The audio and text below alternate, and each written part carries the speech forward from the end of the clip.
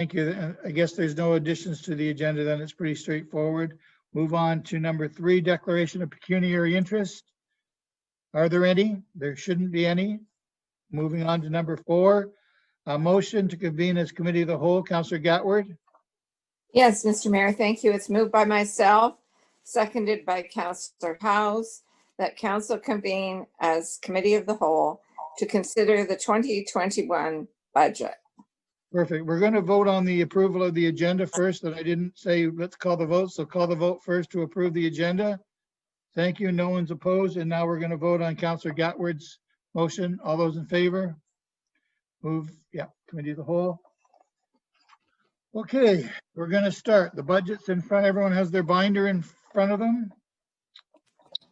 Who's going to start things off for us?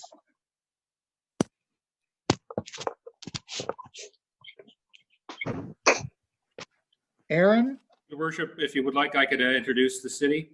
That would be great. Thank you, Michael. Yeah, thank you, your worship. Good evening, members of council. You'll recall from our first budget committee meeting, or a budget meeting back in November, there was a request to have the city of Brantford come in and present the social services, housing, and Ontario Works, or their service offering budgets at a high level to council at our next meeting. So this is that meeting.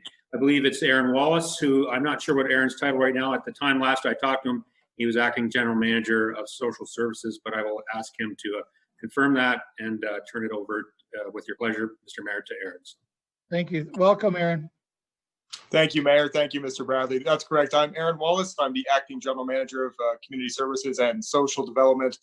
Through you, Mayor, to members of committee, I'm also joined by Sue Evenden, our Director of Family and Income Support, and Mary Ellen McClellan, our Director of Housing and Homelessness, and a number of their team who are certainly happy to be a part of this discussion and provide council with any details we're looking for on our budget.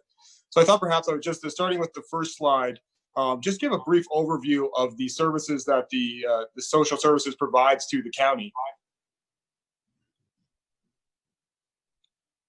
I saw my little wheel turning, so I paused to make sure I was still with you.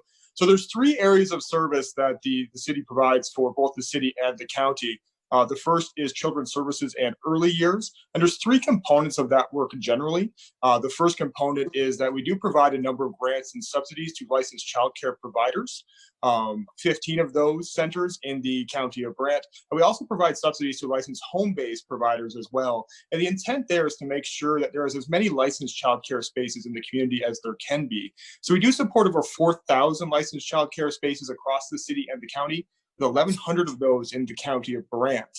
The second piece of the work is, although a childcare space may be available, we do know that some families may not be able to afford it. They may be in a low-income experience. They may be young parents starting out. So the second piece of work that we try to do is provide subsidies to families that need that childcare so they can go to work and to school and to kind of build that life for their family. So when you hear us talk about fee subsidies, we're talking about subsidizing a part of that rate so the family can afford the childcare. And we have about 600 kids a year that take part in our fee subsidy program.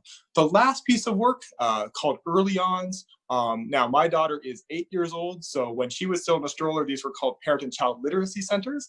So depending on the age of your child or grandchild or niece or nephew, you may be more familiar with that terminology. But these are Early Ons, and these are drop-in centers, often for preschool-age children and their parents or grandparents. And they're able to drop into that center. They're able to make connections with other parents, make connections to service providers. Those are staffed by early childhood educators who always have an ear for the parent and perhaps some advice or a place to take your troubles if you're a young parent still trying to figure everything out. So we have over 10,000 parents and children go through the doors of those Early On centers every year. We're pleased that we have 10 sites in the county. We have them in the Burford Library, the Scotland Library branch, the Paris Library, and a number of community centers and community spaces across the county. So that's important work. We're very proud of that. We also know that kids have differing abilities. We take great pride in our partnership with Lansdowne Children's Center. We work a lot with them to make sure that child cares and early on centers have the abilities, the skills, the know-how to work with special needs children. And we do work with hundreds of special needs children within those sites every year, including 64 special needs children in the county in 2020. So that's the first piece of work, is the children's services and early years. The second part is the family income support piece. And so what that group does is looks to stabilize families. So there's lots of terminology around that. You may have heard that commonly referred to as social assistance, or back in the old days as general welfare. So these would be folks coming in that don't have a lot of money. They need a social assistance check. We also work a lot on stabilizing their lives and getting them back on their feet. This could be money for medical appointments. This could be something to support their dignity, such as dentures or prosthetics or other benefits that they need. So that group does a lot of work in terms of getting people back on their feet and getting them ready for employment or wherever their next step takes them. They do a high volume of work. In a typical year, that group's going to have 15,000 appointments. They're going to see about 5,000 unique individuals. And at any given time, we have about 2,100 families needing that assistance. And I think the current count's about 130 families in the county right now. The last group, Housing and Homelessness, they have a pretty broad portfolio as well.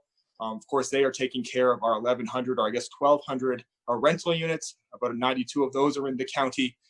They're also working with nonprofit housing providers. If you think of Kiwanis Nonprofit Homes or Victoria Park Homes, they are the group providing support and subsidies to those groups as well, to make sure that they can provide affordable, low-rent housing to families, not just in our own affordable housing units, but in the nonprofit units as well.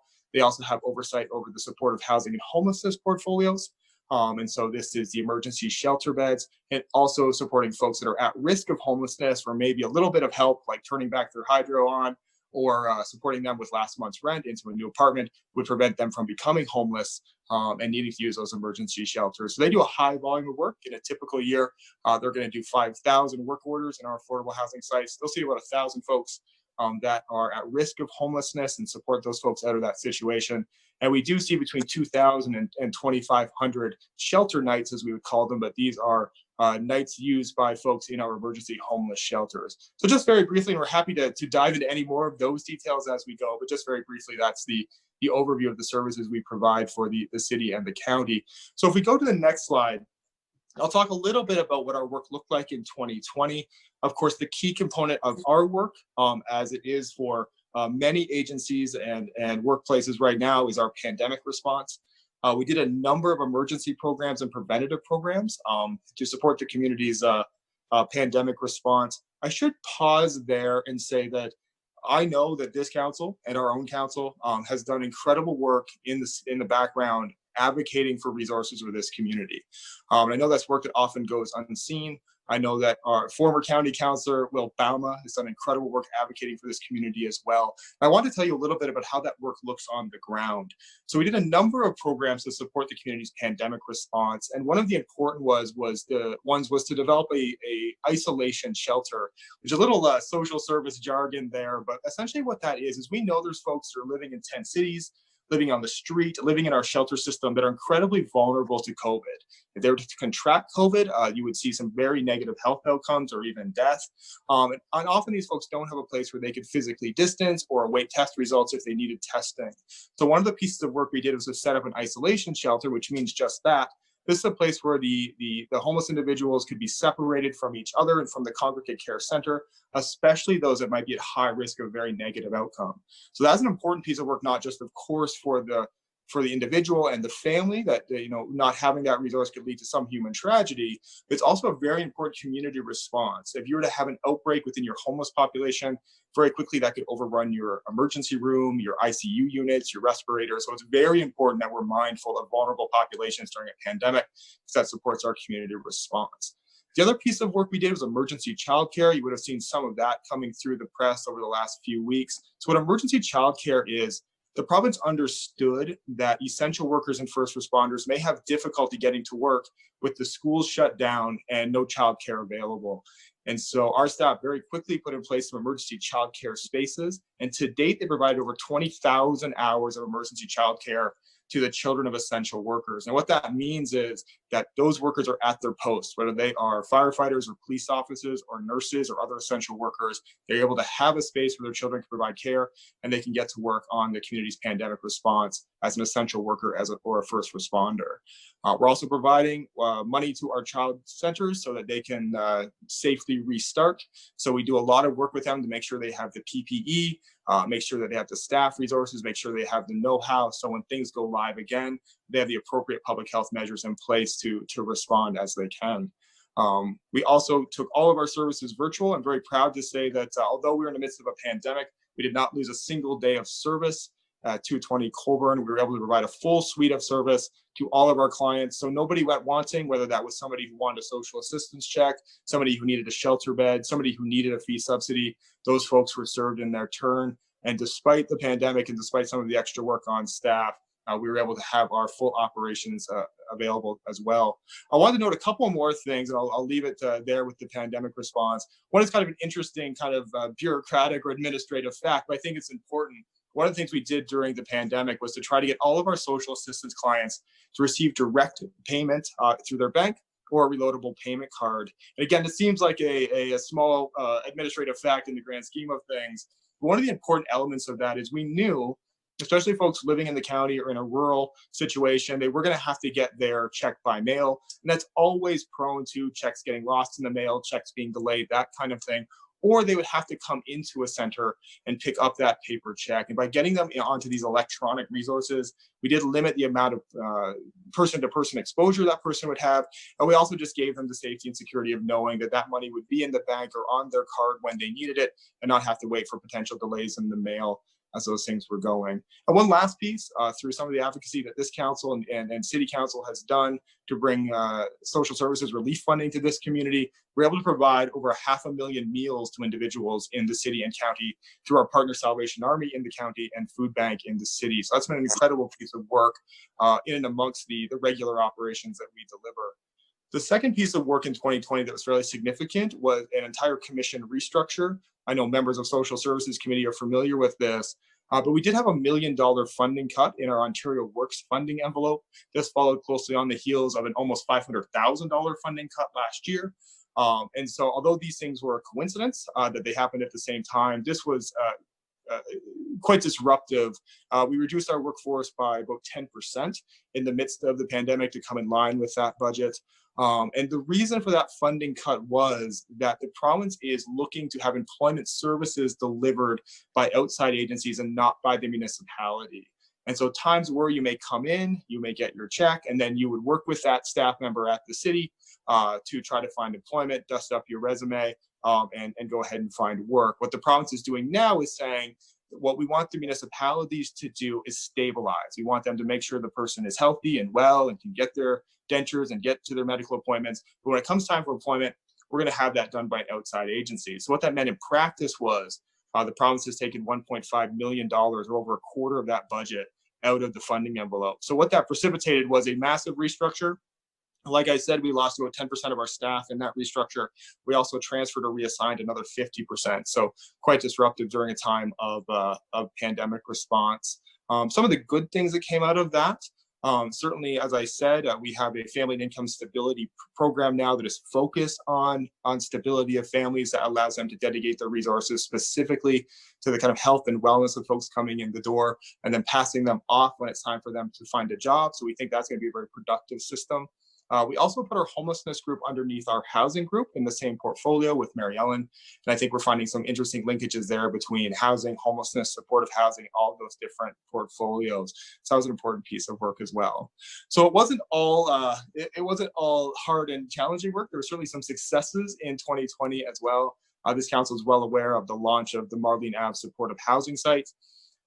So forgive me for a little more social services jargon there. Supportive housing is an apartment building that is built for folks that probably can't live on their own quite yet. Maybe there's an addiction or mental health challenge. Maybe the person hasn't lived in an apartment for quite some time and there's some adapting that needs to happen. So this is an apartment for someone that needs some help to stay there and stay housed, probably chronically homeless, probably someone living in the emergency shelter system or in tent cities. And this allows them to come into that building, get the supports around them, get healthy, and probably move to another unit in the private sector, eventually opening up that apartment for somebody else. So we know over the course of the life of that building, it's going to help hundreds of people from the city and county, and certainly those folks that are most vulnerable. So we're excited about that. There is an announcement coming tomorrow, so I'm not sure at what level I'm allowed to share details about that. I think Councillor House is going to be kind enough to join us, but it is related to our case home build. There's lots of discussions around tiny homes and modular homes and small homes on small places and how that can be part of our affordable housing portfolio. So Mary Ellen's team has done a pilot project on that. There'll be more discussion on that publicly tomorrow, but that's a pilot project we're really, really excited about. We also have our Homeward Bound program. That is a program for single mothers at risk of homelessness. And we just saw the first couple of students. That is a program that is intended to take them from that vulnerability of being at risk of homelessness and being a single mom and get them into college. And this was the year we saw the first couple of folks from that program go walk to the doors of Conestoga College and start their schooling. So a lot of good things happening in terms of the programs we do as well, in and amongst the restructure and the pandemic response. And notably as well, we brought the mayor's housing partnership task force to a conclusion a couple of months ago. That's an incredibly important piece of work. This council will know that the city did an analysis a couple of years ago now that talked about the need for affordable housing going forward. And we really looked at needing about 750 units over the next 10 years to just keep pace with the wait list and just keep pace as the population grows. And so the mayors jointly came together and formed this task force. And it's pretty exciting work to look at that action plan. There's lots of discussion between the councils to come in terms of how this program gets funded and how some of those buildings happen and where they go. But certainly as staff, we're excited to be standing by and looking to those answers.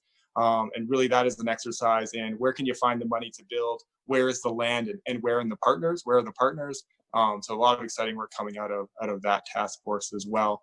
So I'll go to the next slide here and I'll talk specifically around the funding and the budget requests. So what you see there is our capital funding, our unmet need, and our base net operating budget there as well. So I'll start at the top. The big ticket item in our capital is, of course, the Trillium Way build. That is a 49-unit apartment building that we want to build on the site where the existing Trillium Way affordable housing building is. The price we have there is about $12.5 million. And the reason it says to be determined in the county line is that this could go a couple different directions. So we'll start with $12.5 million as the price. Now, we believe we can find about $1.5 million out of our housing reserves and other provincial money. We think we can pull down on that. So that would be about $11 million to go. And then Mary Ellen and her team has put a grant in for what's called the Rapid Rehousing Initiative. That is federal money for shovel-ready land.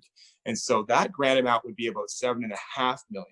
So we might be able to knock that 11 million down to about 3.5 if my math is right. And then we know there is a County of Brant Council resolution to pay for that building at the minimum of the cost share agreement, which is around 17%. So I hope I haven't lost anyone yet.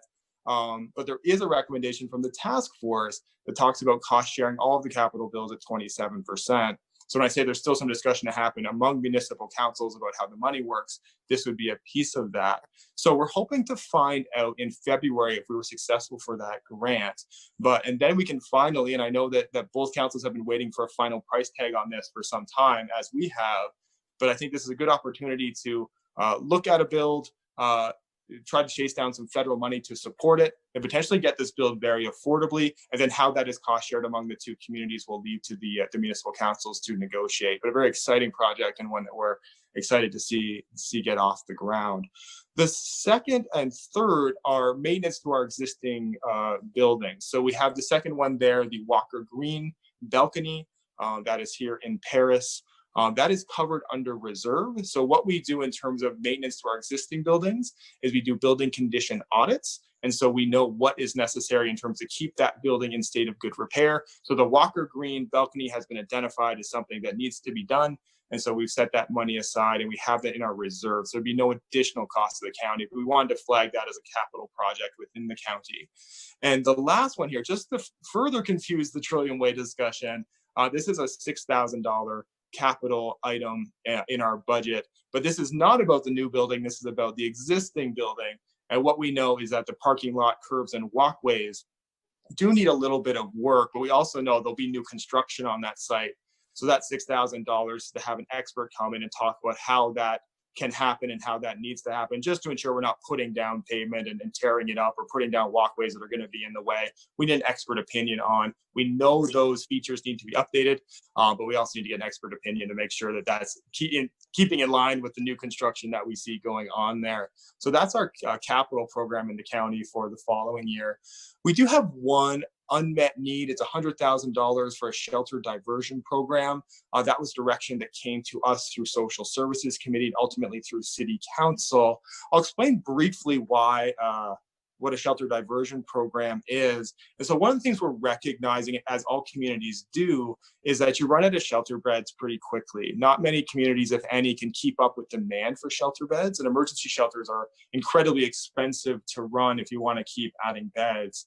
And so some communities are using shelter diversion programs. And just to kind of give a sense of what that would look like, if I was checking into a shelter tonight, certainly the staff would ask me if I have anywhere else to go. And if I did, they would try to help me get there. But likely I would say I don't, and I would stay at the shelter. And if no one really helps me make that transition out of the shelter, I may stay there for a week or a month or 2 months, which is not good for me, of course. It's not the best place for me to be, but also keep somebody in that bed that might be able to help somebody else. And so the shelter becomes kind of a short-term residence for me rather than a short-term emergency shelter. So what these shelter diversion programs do is it would be a social worker sitting down with me maybe the next morning and saying, listen, Aaron, where's your family? You know, what happened last night? Is your landlord going to kick you out? Do you mind if I make a few calls on your behalf? Maybe I can negotiate with your landlord and get you back in. Maybe I can talk to your mom and she'll take you in for a week. Let me do that work that maybe you're a little bit embarrassed to do, or maybe you've tried before unsuccessfully. What that means in reality is that gets me out of that shelter faster. That's good for me. That also opens up the bed for somebody else who may need it. And it slows the rate that we have to add beds into the system. So that's what a shelter diversion program we think would be able to do. The to be determined on that one's easier to explain. We believe we can fund that program entirely through provincial and federal grants. So we don't believe there'll be any cost to the county or to the city. We are getting our information from the province a little late this year, as I can appreciate.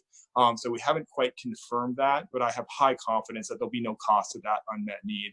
I should know we are taking a report on the entire shelter system to Social Services Committee in February. We'll talk about the number of beds that we have and look for council direction on that. And we'll provide more details about this proposed program as well, so social services members can see that coming forward in February. The last there is our operating budget. You see it coming in at a 4.58% increase. I do want to provide some background on that. You see a $99,000 increase. I would tell you bringing in a 4.58 variance is certainly not ever our target for either municipal council, but I would tell you that most of that increase is related to a couple of things. So about half of it is related to change in caseload.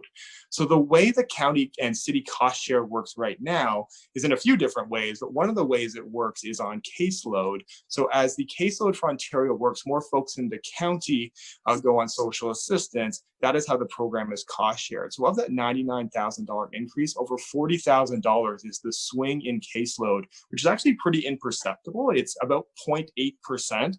But across the programs that are cost shared that way, that does create a cost driver of $43,000. The other piece of that $99,000 is $12,000 the county won't get in rental revenue.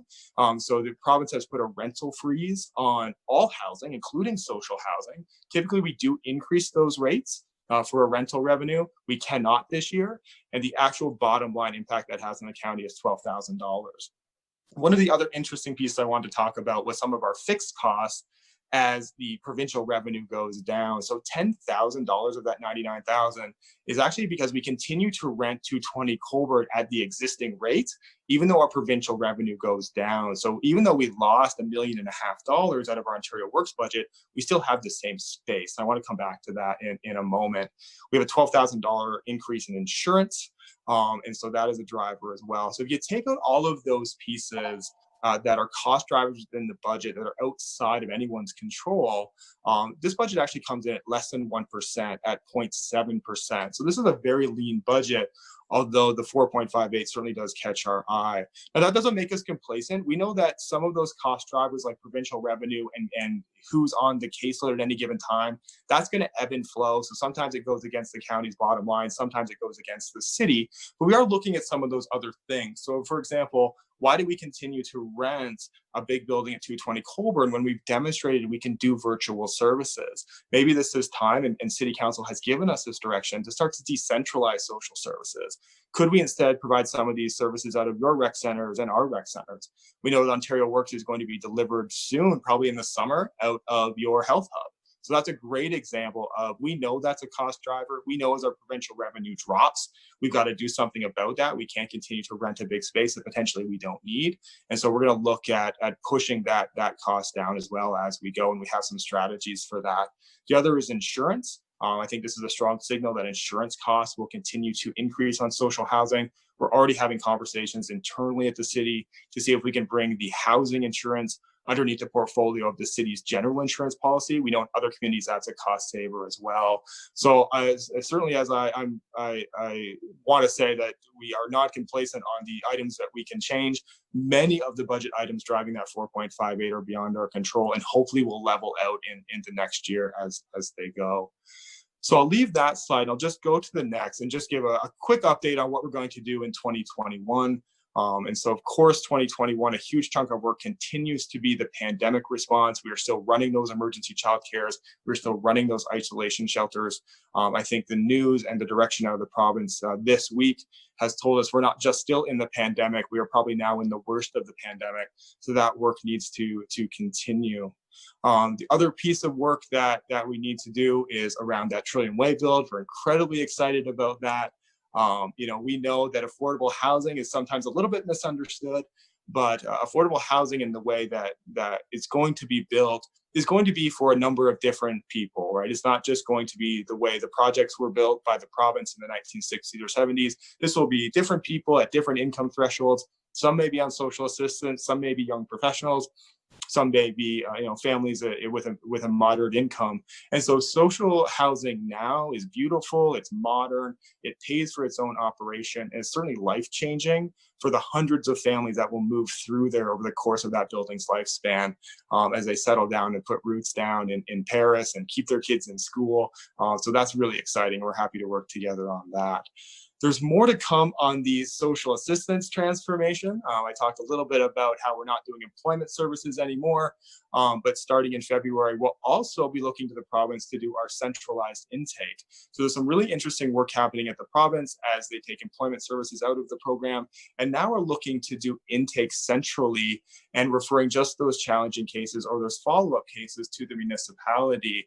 And so, as I said, this is really work that is about life stabilization and not so much about employment or even determining eligibility at this point. We're taking a report in February to Social Services Committee on that as well. So Social Services Committee members will see a lot of detail. So I'll leave that one there for now. But certainly a lot more change happening in that group as we go through 2021. And the last one there, speaking of provincial funding changes, we know there are some provincial funding changes coming to our children's services area. We don't have good details on that. The province has signaled they're going to change that funding formula for municipalities. So as soon as we know that, we'll come through Social Services Committee and advise everyone of what we learned on that front. So that's the end of my remarks. Of course, we're happy to take questions. I did want to, Mayor Bailey, if you would indulge me, I do want to acknowledge Joe Atanis, our outgoing general manager, and Kathy Dickens, our outgoing director of children's services and program support. When they retired in 2020, this past year, they took with them about a combined 80 years of social services experience. So that's a big hole to fill as we go through these various changes with the province and the pandemic. But certainly I want to acknowledge the incredible department that they built. And I think one of the reasons we could withstand this storm in terms of budget reductions and staff reductions and still respond to the pandemic on behalf of this community is a testament to the department that they built and the work they put into it over their public service careers. So we wanted to thank them. And with that, I'll close my remarks and happy to take any questions. Thank you, Aaron. Yeah, and you're right. There was a big void left when Joe and Kathy left. They were very good at what they did, and they did set you people up for a very good position. So I'm sure they're going to be missed. Are there any questions for Aaron regarding his report? Councillor Pierce, you're first, please. Thank you, Mr. Mayor. Through you to Aaron. First of all, thank you for that report. There was a lot of information just kind of thrown at us there, but that's okay. I was able to pull a few tidbits out of it. First of all, can you confirm for me that I heard correctly that there's approximately 1,200 rentals available and the county has 92? Through the mayor, that's correct. I'm going to pause and let Mary Ellen, our director of housing, chime in, but I believe that is correct. Okay. Mary Ellen? Good evening. Yes, that is correct. We Okay. have the units at Trillium Way. We have only 6 units at Willow Street, and we have the units, the other senior units at Main Street. We do have 12 units in St. George as well, Okay. but those are the units. There are also rent supplement units that are not part of that count. Okay. No, I'm just trying to wrap my head around the numbers here. So that's about 7% if we look at it that way. So again, I just want to state that I totally appreciate what you folks do. I look at this as a partnership, which, as far as I'm concerned, I'm sure I can speak on behalf of the county that we're more than happy to be part of this partnership with the city to fulfill the needs of a lot of people. So what I understand here is approximately the county is approximately 1/3 the size of the city. And if I look at this, where you stated in there that you're looking at approximately 27% across the board for capital builds. So we'll say that, almost a third there. But if we look at the number of units here, what we just said, we're only at 7%. So I'm trying to understand the rationale with the ask of, the 27% across the board. The size of the city I get is bigger than the county. I understand that with the number of people, but I'm trying to understand where you're getting these numbers from. And I also want to confirm, I think you said it was 17% you're looking for the Trillium Way build. So if you could just answer a few of those questions for me. I'm trying to understand what the ask of 27%, and in some cases almost 30% of the cost, when there's only 7% of the units, we'll call them. Yeah, thanks, Councillor. So through the mayor, I can certainly answer those. And so the 17% was based on an approved County of Brant resolution that said that for the Trillium Way build in particular, the County of Brant be willing to pay at the rate of the cost share, which is around that 17%, I think maybe 16.8 at a minimum. The 27% actually comes out of that Mayor's Housing Partnership Task Force. It doesn't necessarily come from staff. I think what we would say is that it is fairly common for this is an interesting partnership because they're both single tier municipalities, but where you have upper tier and lower tier municipalities, it is fairly common to share costs at a population base or a weighted assessment. So I should reiterate that Mary Ellen and I we're not advocating for a particular percentage, but we do want to just honor that the County of Brant had that resolution on the books. And so that's why we talked about it in that way, and that the Mayor's Housing Partnership Task Force work is moving through the system, and a request will come to County Council for that 27% on the entire project. But certainly as staff, we're excited to do it however we can do it. It's a conversation between the municipal councils. Whatever money we can get our hands on and jointly use, we'll build as many units as we can. But that's where the numbers come from, Councillor. Okay, and a follow-up if I could, Mr. Mayor, that's great. And I appreciate the fact that, that it's based on population for cost sharing. I get that. But what I'm trying to understand is if we look at the other side of the coin for what's available in the county as opposed to what's available in the city, there's a drastic difference. That's what I'm trying to understand here. Yeah, through the mayor, I may invite Mary Ellen to comment here. I think one of the reasons there's such a discrepancy on where the units are is because those were handed to us from the province, and there hasn't been a lot of building probably in the last 8 or 10 years. Mary Ellen's far greater expertise on this than I have, but I'll let her chime in. But it certainly wasn't intentional to have a lot of buildings in the city and very few in the county. I think that's just kind of where they were when we got them. But Mary Ellen, can you chime in and confirm? Absolutely. It's where the funding formula at the point of download was where the units were located at the time, and that was 2001, and where they were located and population. Now, since that time, I can say there was a different strategy to affordable housing. And on top of the numbers that we've already talked about, there are 82 affordable units that are part of it, private sector landlords within the county. So these were the affordable housing program whereby private sector landlords were given funding and we're given capital funding to build, and there are 82 units within the county on top of that, including, and there's additional rent supplement. But that's the way the funding model was in 2001. And then in 2004 or 5, we had this additional influx of affordable units that didn't necessarily go as deep as taking people off the waiting list, but certainly did provide more affordable rents at 80% of average market rents. And now we're getting to the point where we would want to build, but that's where the initial funding formula came from. Hope that answers your question. Yeah. So just to clarify, there's been no new builds in the last 20 years? Through the chair, absolutely no. The last build in Paris that was a municipal build was in fact Trillium Way, and it was built in the 1980. So that was the newest build. The other ones are affordable housing type, but are actually owned by private sector landlords. And there's a number of them. There's some at 120 West Street in Paris. There's 130 West Street. West River, my apologies, and 54 Winnett Street. So those are the affordable units that were added on top of that, but they don't belong to the municipality. They're part of an affordable housing program, and they are really a forgivable type loan. The private sector landlord has to keep them affordable for a 20 to 25 year minimum, and then they are no longer affordable rents after that time. Okay, I appreciate those answers, and I look forward to some extended building in the county to even out those numbers. Thank you. Councillor Gatward, your next, please. Thank you, Mr. Mayor.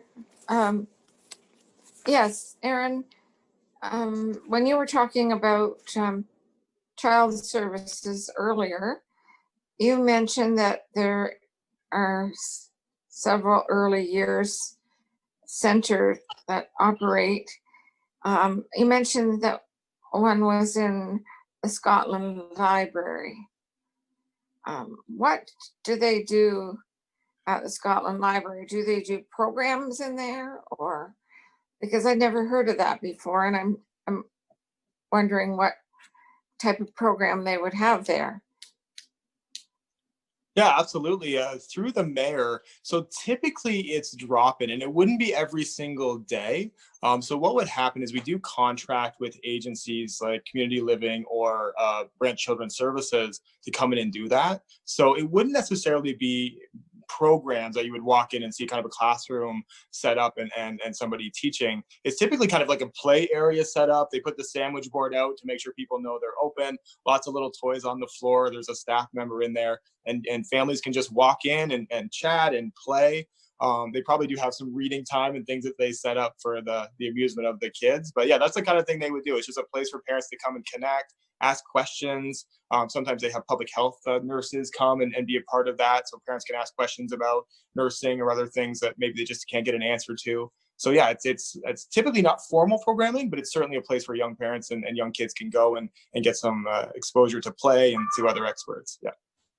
Okay, I think you probably meant the Scotland Community Center, not the library. I did.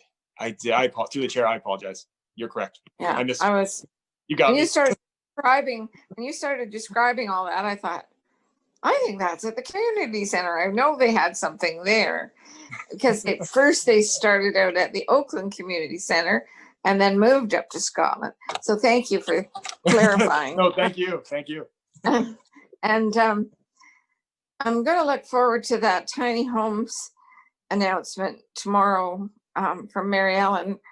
Mary Ellen, I'm so glad you're back, because I really enjoyed working with you and when we did the John Noble Home Apartments, and that is a wonderful building, and you did such a great job. So first chance I've had to talk to you, I want to say welcome back. Hope you can stay quite a while, because I was sad to hear that you were retiring and leaving, and so the caseload is my last question. The county caseloads, like Aaron, you said, we used to call it welfare, and now it's family and income stability. Is that right? Or am I?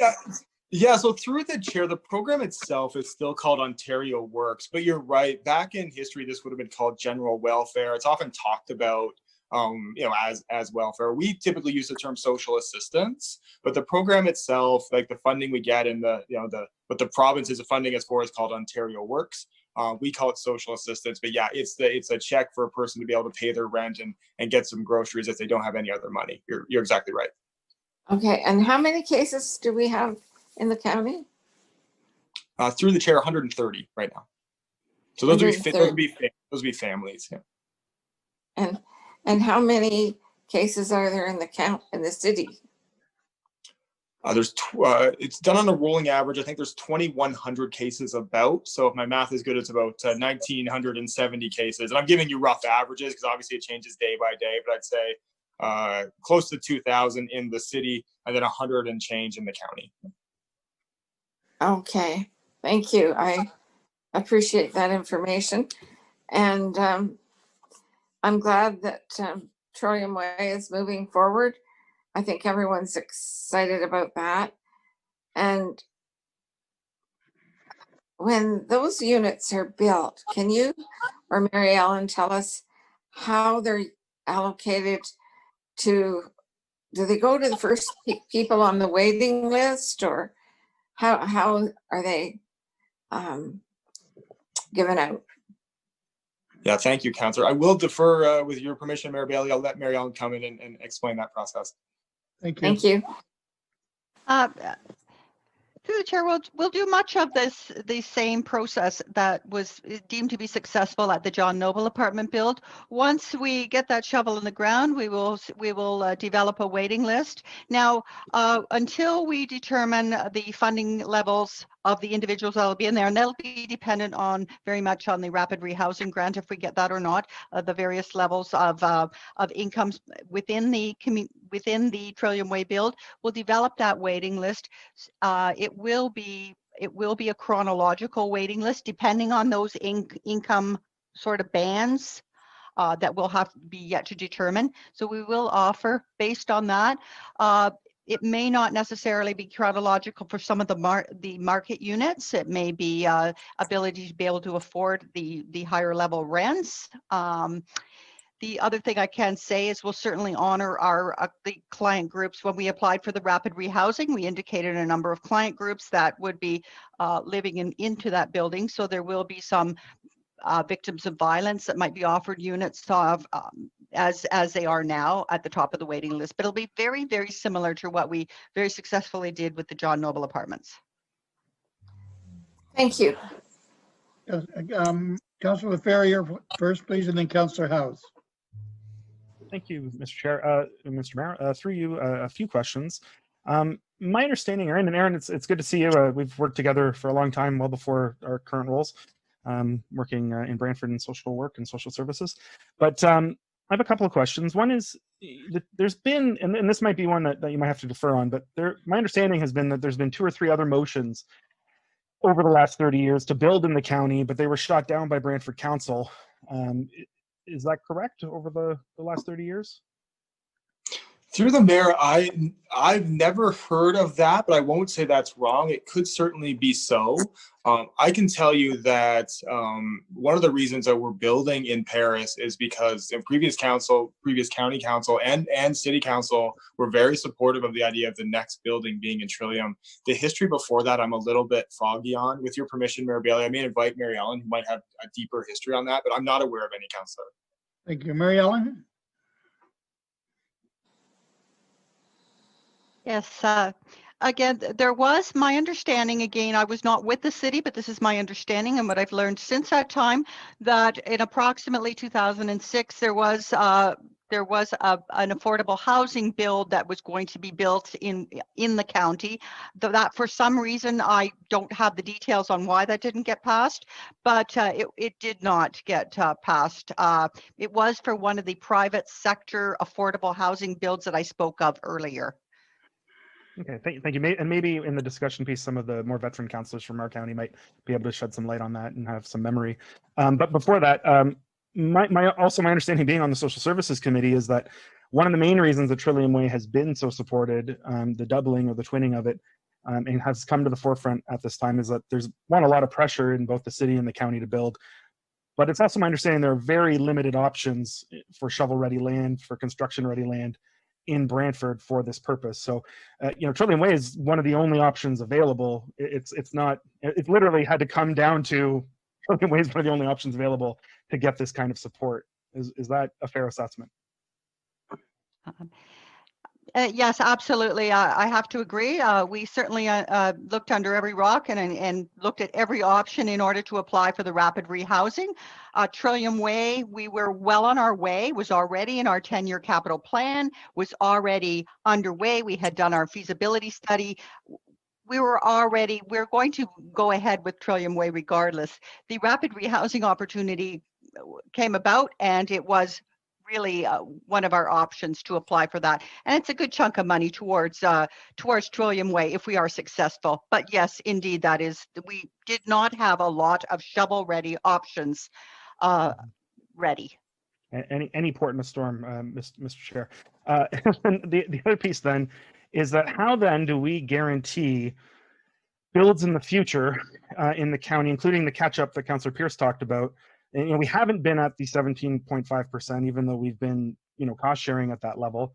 We haven't been there ever. And now the city wants us to go to a 27.5%, not the city, but the council, a 27.5% share. So in my mind, we need to catch up to that and then continue to have a ratio that matches the funding ratio. How do we make that happen in the future, especially when the final vote is a Brantford Council vote and social services is majority Brantford Council? So how do we do that? What are some options to do that? Because I really do think shelter in place becomes so important. Affordable housing in place, like real accessibility means it has to be spread out and not just centralized. And also that helps the city not have areas that are less desirable and not have the county lose out on access. So how do we do that in the future? Yeah, through the mayor, I'll be cautious not to overstep my role as staff with either a county council or a city council. But one of the things I know is happening is that there is a full negotiation coming in terms of the cost share agreement generally. So as this council is well aware, as is my own, I didn't go to law school, so I'll be cautious not to overstep our legal teams either. But potentially during the negotiations of that cost sharing agreement, ideas such as you suggest, Councillor, could potentially be brought forward to that discussion. So I'm certainly not trying to give a coy answer, but I think that might be an avenue to have those discussions. No, I appreciate it. These are good answers. These are honest answers. Mayor Bailey, one more question, if I may. You may. Thank you. Through you to the city staff. There's a lot of discussion continually at Social Services Committee about the city wanting more money from us, despite the client caseload ratio for most, if not all, of social services being below the current ratio, let alone if we go up to that 27% and above. What's the impact on having more statistically vulnerable people being in the city? So constantly the complaint is from the city, well, yes, we have more of these vulnerable people. We have more people on social assistant dockets because we're a city. And I would argue some of that's because of the history of not building affordable and accessible housing throughout the entire region and only building it really in the city or mostly in the city. So it tends to create, again, and I say this as somebody who's been a social worker, that tends to create communities of vulnerability. And then we get told that we need to pitch in more to help those communities of vulnerability, even though they're not in our community. Again, is there any, from a best practices point of view in terms of social services, can that be something that's included in the conversation about why we need to have more affordable housing spread out amongst the entire region and not centralized in the city? Because that creates part of the city's problem of having this mass of vulnerable people in one part of the community, right? If you build it, they will come and that's where they will stay. Does that make sense? Is there a way to spread that out so that, instead of refusing to build more affordable housing in the county, that we actually then, if we spread the wealth, we should spread the issues as well, for lack of a better term? Yeah, through the mayor, that makes perfect sense. I would say that part of the work that was probably not the most exciting piece of work, but a necessary piece of work of that task force was to map all the available land in both the city and the county. And for that exact purpose, we really need to think about spreading affordable housing out throughout communities. We need to build affordable housing in a way where it blends with neighborhoods and communities in the way we are describing it now, but also build it in various communities and neighborhoods. So you're right, it doesn't become concentrated in one neighborhood or even one municipality. So that's top of mind for Mary Ellen and myself, certainly. As this council knows, it's easier said than done. It's challenging to get approvals for affordable housing sometimes. I think the the mistakes of the past in terms of some of those high density, deep subsidy projects that lingers in people's minds. But we're absolutely in agreement with that. Let's build it right where it's mixed use, and let's build it broadly so that people have lots of options in terms of choice where they live. And we don't centralize some of those challenges, for sure. Yeah, a very, very quick follow-up, if I can, through you, Mr. Mayor. Yeah, and that's been an issue Brantford's had before, and now you do have a partner in the county that's willing to help with space and availability. Because my understanding, having grown up in Ward 5 in Brantford, in Eagle Place and East Ward, is, I grew up during that time where it was centralized and created a lot of issues in the neighborhood. There's been success in wards 3 and 4 of the city with the builds that have happened since the 80s. Correct. So would it be just essentially continuing that model, but now looking more towards Paris, Burford, St. George, and other places to continue the good work that's been done in the northern parts of Brantford? Yeah, through the mayor, I'll answer what I know, and then I will pass it off to Mary Ellen. I know one of the pieces of the conversation here is that the city owns dribs and drabs of land, and some of that land's in the county and some of it's in the city. And so land is incredibly expensive. And so when we go to build, of course, we have this beautiful map of all the places we could go, but our eyes certainly focus on places that we already own instead of buying greenfields. So part of the challenge is kind of doing it the cheapest way to build is to use our own land. But as you mentioned, some of that land is concentrated either within zones within a city or certainly within the city of Brantford. But I'll pause there, Mayor Bailey, with your indulgence, and I'll pass it to Mary Ellen. She may have more to add to that. Thank you, Mary Ellen. Yes, certainly, through the chair. There have been successes in some of the wards, and you are right, but they are through our housing partners. So the intent would not only be, and this was certainly an outcome of the mayor's task force. The intent is not only for municipal builds, but to partner with those housing providers. Now, interestingly enough, many of those housing providers are reaching the end of their mortgages, and will have the ability to perhaps renegotiate some mortgages and perhaps add, if they have existing land or if they have some capital funding to buy elsewhere. So there are lots of opportunities that can come up as these housing providers reach their end of mortgages, whereby they're free and clear and they can invest some of their monies and add to their current stock. So we hope to see some of that happening. That's been the build that's happened since the 80s. Certainly the old stock that we're referring to that's in Paris, that is the old Ontario Housing Corporation stock that we talked about, but there are housing providers that have been very successful, and those are our housing partners. So we'll continue there. In terms of how we kind of look at where the need is, well, we look at our waiting list, and we know right now there is a tremendous need in Paris. We know that there are 530 households on our affordable housing waiting list, so it's imperative that we build there. But again, out of the mayor's task force, we did, as Aaron has said, we look to our mapping exercise, and we hope to partner as funding comes down the pipes. Fine, thanks. Thank you. Councillor Howes and then Councillor Wheat, please. Thank you, Mr. Mayor. Through you to Aaron, none of us want to derail all of this into an affordable housing conversation. There are other places for that, but you covered a lot of information very quickly. And I won't, I don't worry, I won't continue to ask about percentages and all that stuff. But I as part of your quick presentation, there was some discussion about Trillium, and I am so pleased to see Trillium showing up in presentations and being talked about, and that's good news for everybody. I think there might be some gaps between some of the perceptions within our community related to Trillium, and you touched on some of it in your information. I just wanted to ask you to clarify. There is a perception that there's a perception within our community that the next build at Trillium will be targeted to largely seniors, I think is the perception, perhaps with some involvement to some subsidized housing if necessary as needed. But you touched on the possibility of, I think, young professionals in there. And I wondered if you could recover that mix a little bit and clarify for us, because we are going to be asked, who determines the mix on that building? Like if we wave a magic $12 million wand and that building is standing there 8 months from now, who is involved in the decision on the mix of how it is filled? Thank you. Yeah, thanks, Councillor. That's an excellent question. Mayor, if you'll give me permission, I'll bring Mary Ellen into that as well. I know she's had experience doing exactly that in other locations. Thank you, Mary Ellen.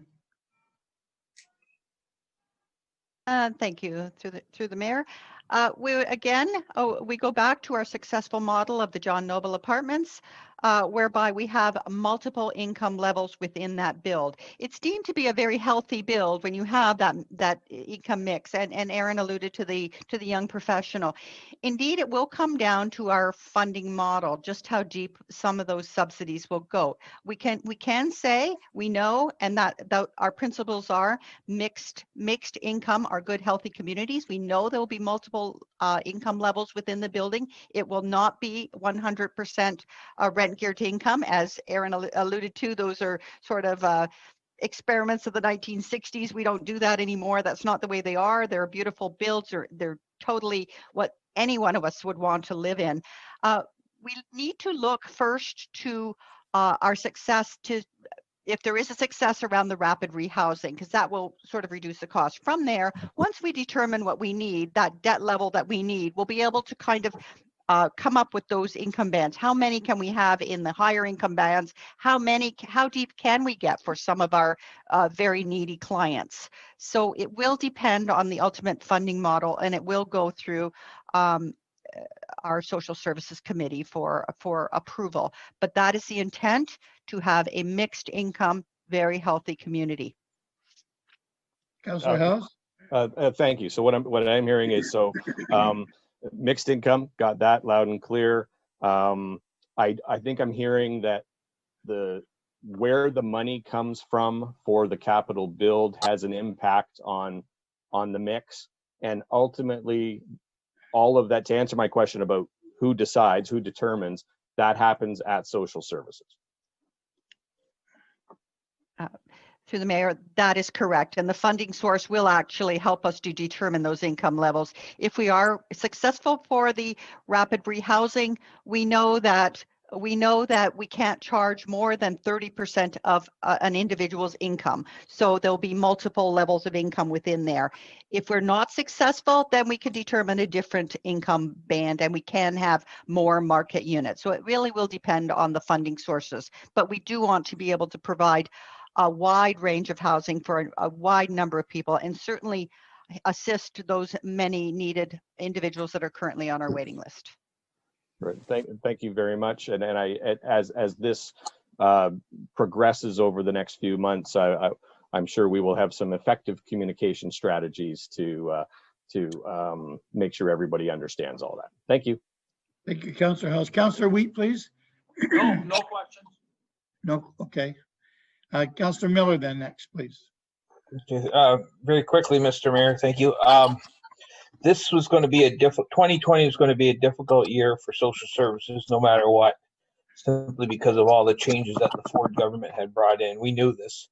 So when you threw COVID-19 into the mix, it made a hard situation even harder. I think everybody knows that. And I know Aaron, from where I sit, I thought he did a great job of stepping up to the plate. So I just want to express my appreciation for, like I say, from where I sit, a very nice job, a very good job in what was a really, really hard year. So just expressing my appreciation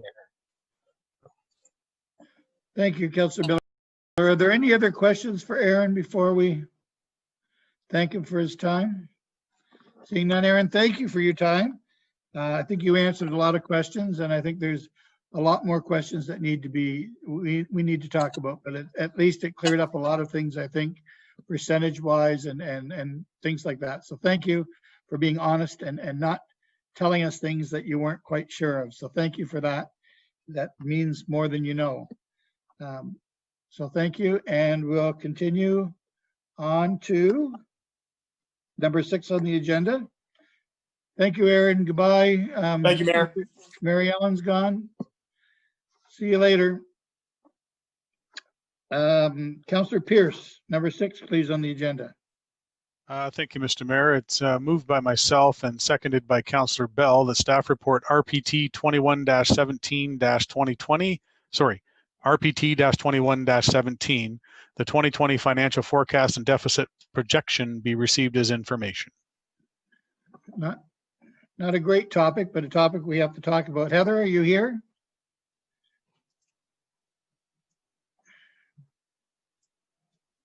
Hello, Heather. Hello. You're up. So my report presents that I projected the deficit through at approximately 575,000. We're still working through some of course, the year-end processes, so it's not a definite by any means. But as you move through the report, the last page of the report is identifies the contingency reserve, and that is the funding source for the deficit. It notes that we have the safe restart funding coming in from the province. We have we had 1.7 come in 2020 and an additional 347 coming in 2021. Out of that, we've also allocated almost 900,000 for COVID pressures in the 2021 budget that we're looking at tonight. So that leaves a closing balance a projected closing balance in the contingency reserve of just over 1.1. I can take any questions, specifics, if anyone has one. The funding that we got last year for the COVID relief provincially, does any of that spill over to 2021, or is there going to be another announcement or another bit of help for 2021 separately? Do we know that? Through you, Mr. Mayor, the 1.7 we received, we can use. We did not fully spend it out in 2020, so there is some to be used in 2021, and part of that has been applied to the 2021 budget. Perfect, thank you. Are there any questions for Heather? Councillor Pierce, you're first. Thank you, Mr. Mayor. Through you to Heather. I guess it's page 1 of 6 of the report at the bottom, development services. If you look at policy planning and development review for the 2020 budgeted and 2020 forecast, I'm trying to understand the huge difference there. For policy planning, there was nothing budgeted, and we're forecasted at 134,000. For development review, it was a negative number, and now we're over 400,000. I'm just wondering if you could kind of elaborate as to how did that happen? Okay, through you, Mr. Mayor, I'll start, and then maybe Pam can jump in as well. I know Pam, our development service, has had a reorg. Development planning and policy planning were one division at the beginning of the year, and then they split. So that's where the actuals are showing as without a budget. So that's why development planning is actually under budget. Now, development review, they have, I think it was in 2019, they switched how their fees worked it's a 6% of I'm not sure, Pam can tell me what cost it is, but it's a 6% calculation, but it is calculated at the end of a process. So we're kind of working through understanding how the timing of that is, and we didn't get it quite right when we developed the 2020 budget. We are working on getting it. We have done better in 2020 and the proposed 2021 budget. Okay. All right. I'll leave that as is, I guess. On page 2 of 6, in the middle section for operations, can you just confirm for me the increase for solid waste of 185,000? Through you, Mr. Mayor, I believe that's for the leachate problem. Okay. At Biggers. Okay. Thank you very much. That's all I have. Any other questions for Heather? No? Seeing none, thank you, Heather. Moving on to number 7, please. Robin? Robin's here. Her presentation is attached. Are there any, oh, Robin, go ahead. Sorry, I was just going to wait for Heather to bring up the presentation. Okay.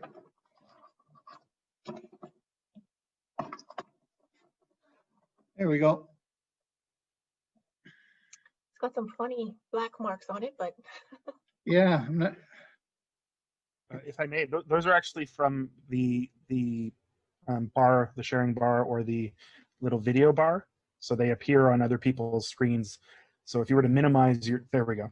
okay. there we go. Thank you. Okay. All right, so I'll get started. Good evening and welcome to the second budget presentation of the 2021 budget process. My presentation will be short and address any changes since the last presentation, answer questions, and present the current budget increase. There will be time at the end for any questions. Thank you. So, next slide. So to recap where we left off, I'll remind you of our budget philosophy.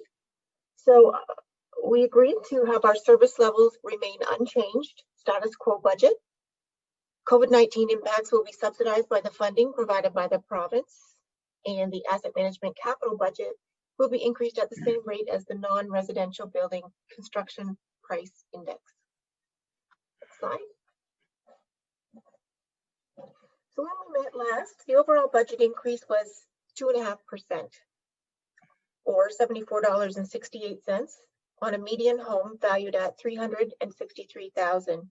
Keep in mind that the property values are determined by MPAC and are based on 2016 values. Next slide.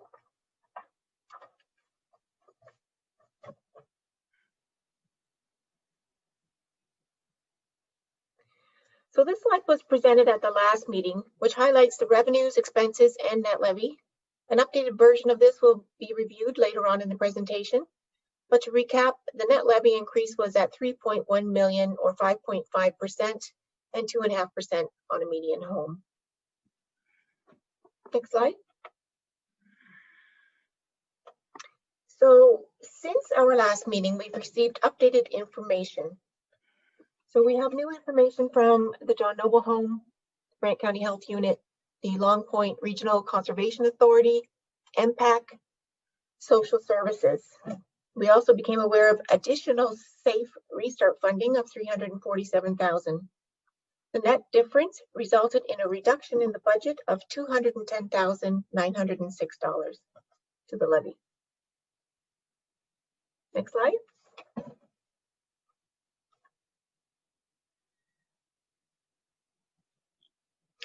So this slide is the same as the last page that was in Heather's report. So it just outlines the funding sources for future budget impacts, including COVID. I can walk you through it. The initial contingency reserve balance prior to COVID was $202,550.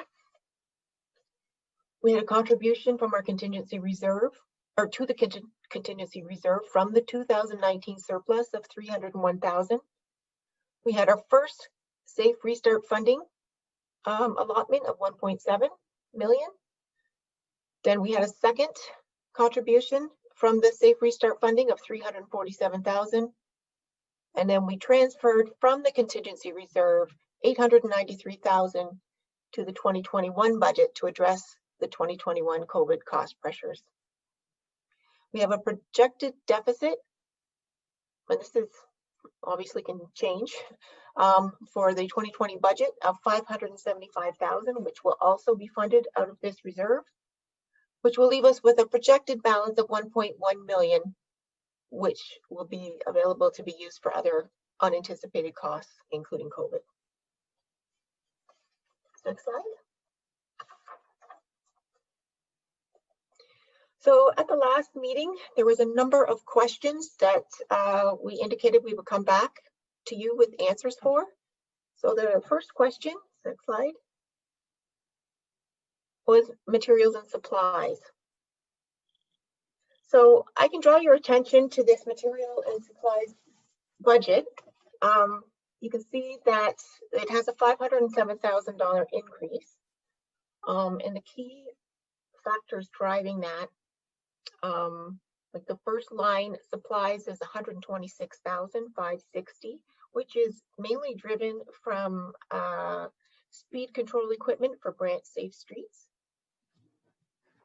There's a $54,000 increase in medical supplies, which is related entirely to the paramedic budget. The computer hardware supplies, software supplies, and annual maintenance. That is related to a number of different software programs throughout the county, including the fire, paramedics, development planning, building, business and technology solutions, and the CAO's office.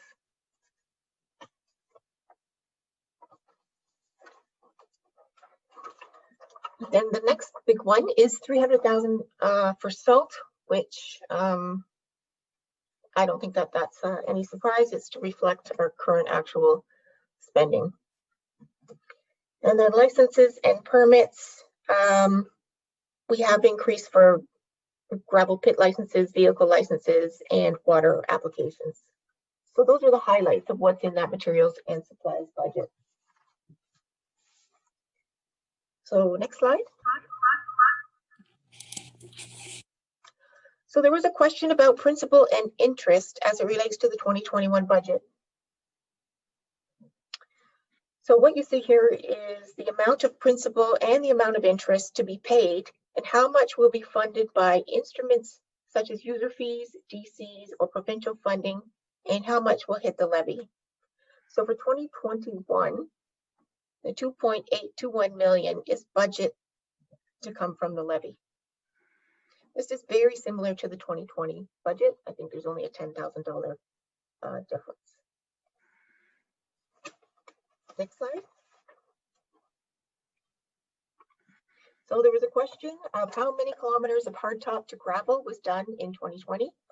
So the answer is 9.7 kilometers.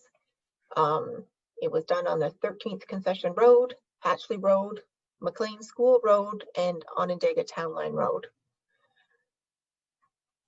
So for 2021, most of the 230,000 included in the capital budget will be used for additional lifts on existing hard surface roads. And the next slide. There's a question about what are all the budgets for the projects on Cedar Street. So here you can see the 2020 approved budget and the 2021 proposed budget broken down between road work, stormwater, water, and wastewater. And the next slide is, so this brings us to our 2021 draft-based budget. So total revenues are 48.7 million. Total expenses are 108 million. Net levy is 59.3 million for a total increase of 2.898 million. So note this is down by the 906,000, of which the breakout was explained on slide number 5 already, titled New Info Received. So next slide. So this brings the budget full circle, and you can see that the impact on a median home valued at $363,000 is $60.68, or a 2% increase, which is down from the original that we presented at 2.5%. Decision packages will alter the impact, and the impact of each one of those decision packages is included in the slides coming up on decision packages. So that is the end of my presentation, which will take us to item 8, which is any questions or clarifications on the budget or budget presentation. Well, I'll turn it over to questions. I think it's a very impressive document. Thank you, Robin, for all your hard work. Councillor Gatward, please, and then Councillor Miller. Thank you, Mr. Mayor. Robin, going back to those slides near the beginning of your presentation, you mentioned that we would take any extra COVID funding that we needed or maybe it was Heather Mifflin that mentioned it, out of the contingency. Was that you or Heather? So through you, Mr. Mayor, both Heather and I touched on this. All of the safe restart money is put into the contingency reserve, and then we take out of it just what we need. To cover our COVID costs. Correct. And did I say 347,000 that we've received for 2021? We received two amounts, the 1.7 and then the 347,000, I believe. And we don't know. 347. Yeah, we don't know yet if there'll be more to come. Well, there was a grant we could apply for, but when I inquired about that at another meeting, we were told we didn't need it because we had enough COVID funding in the pot. So the deficit, this is the first time in a long time that I can remember a deficit. Well, this is projected deficit for 2020, Heather, or is it a firm deficit? And 400,000 of it was because of the development and planning department, because of a formula change that, am I understanding that right? Councillor Pierce asked about it, and I don't know how we could be so wrong on that. I guess I need it explained better. If anybody can do that. That's a lot of money. So through you, Mr. Mayor, perhaps Pam could explain the details of the that variance in her division or department.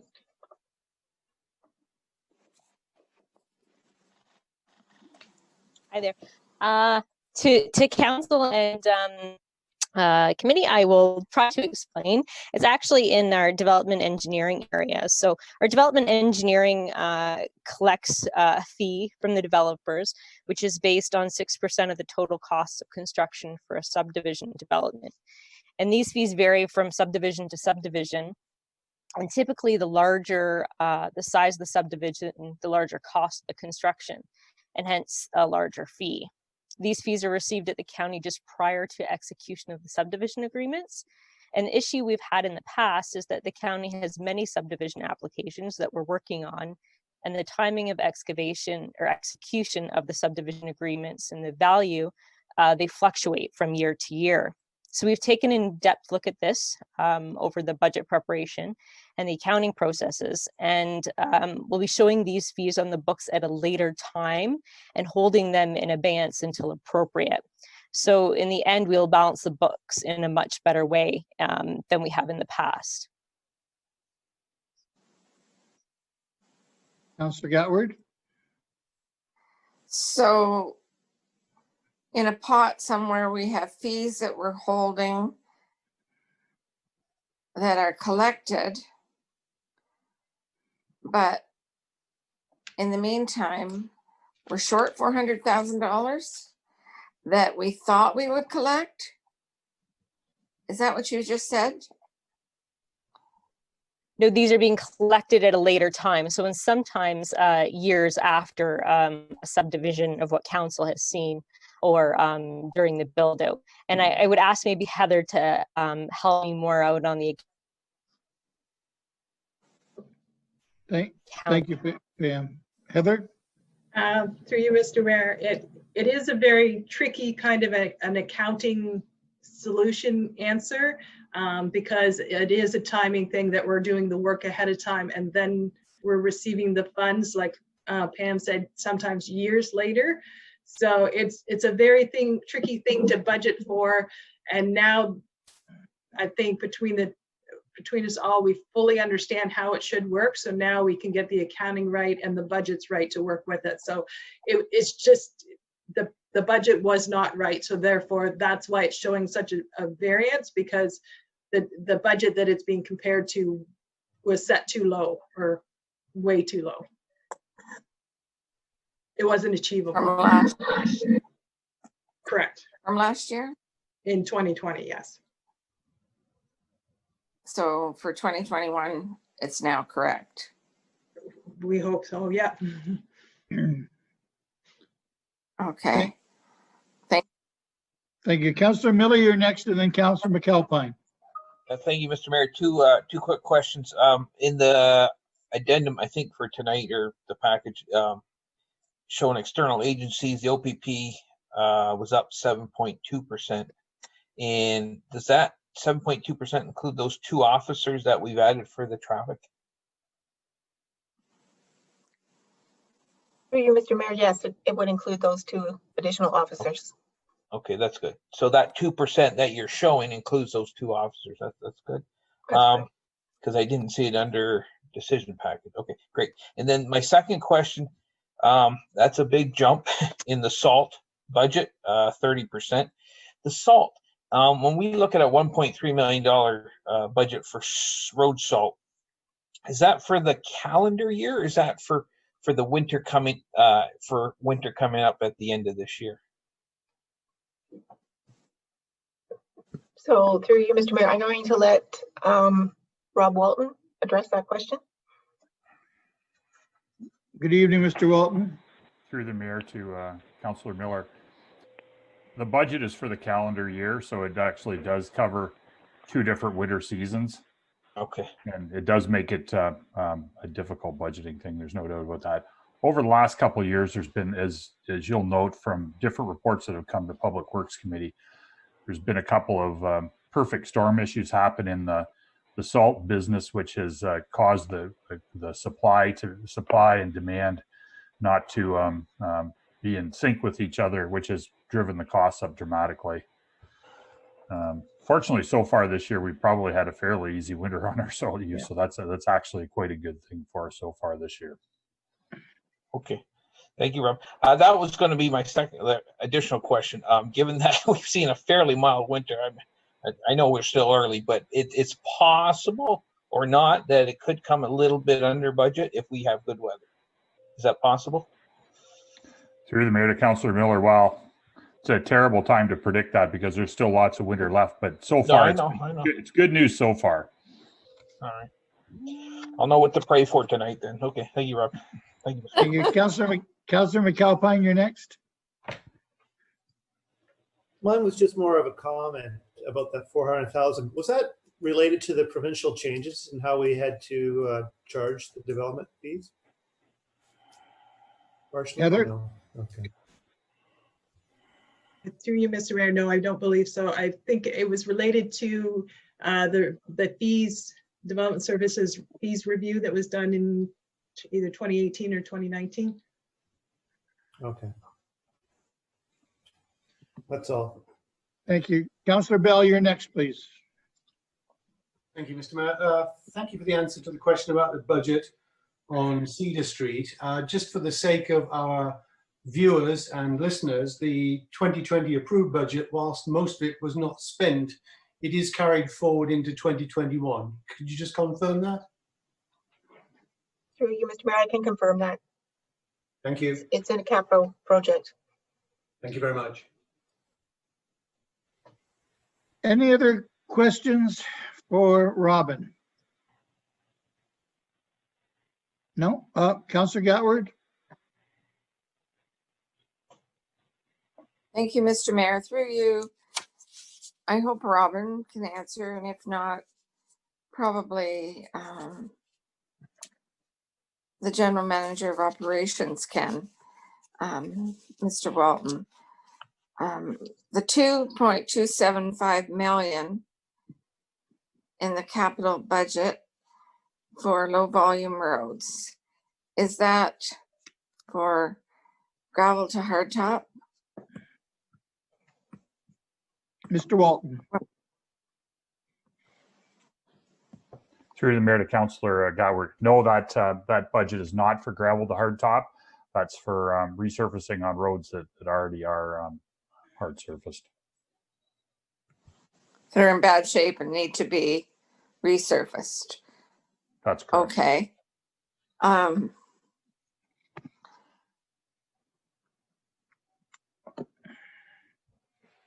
Thank you. Thank you. Are there any other questions for Robin? No. No, seeing none, we'll move on then to the decision packages, please.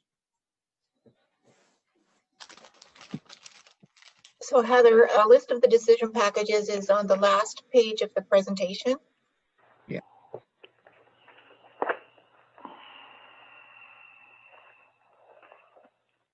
You still with us, Councillor Coleman? Still here. This is really impressing me. Oh, I know. Okay, so I believe Michael's going to walk us through the decision packages. Thank you. Good evening, Your Worship. And just maybe before we do that, just to confirm that we assume that the discussion on the base budget is over, although council can continue to discuss it. But if there are no other questions, we can go through decision packages. The treasurer is going to try to, if council wants to approve or make recommendations to approve any of these decision packages, then the treasurer will make some different efforts to provide us with an updated number on what our current budget position would be. So unless there's any further questions on the base budget, I'll start walking through the decision packages very quickly. And then note that we have general managers and others on tonight. The first decision, just if I could, Mr. Chair, I think there's a... Michael, if you can just give us a minute, Councillor Pierce. Thank you, Mr. Mayor. Just before you get started there, Michael, I'm sorry to interrupt you there. Can I just get an idea if, and I'm just hypothetically here, if everything was approved, what would the bottom line be?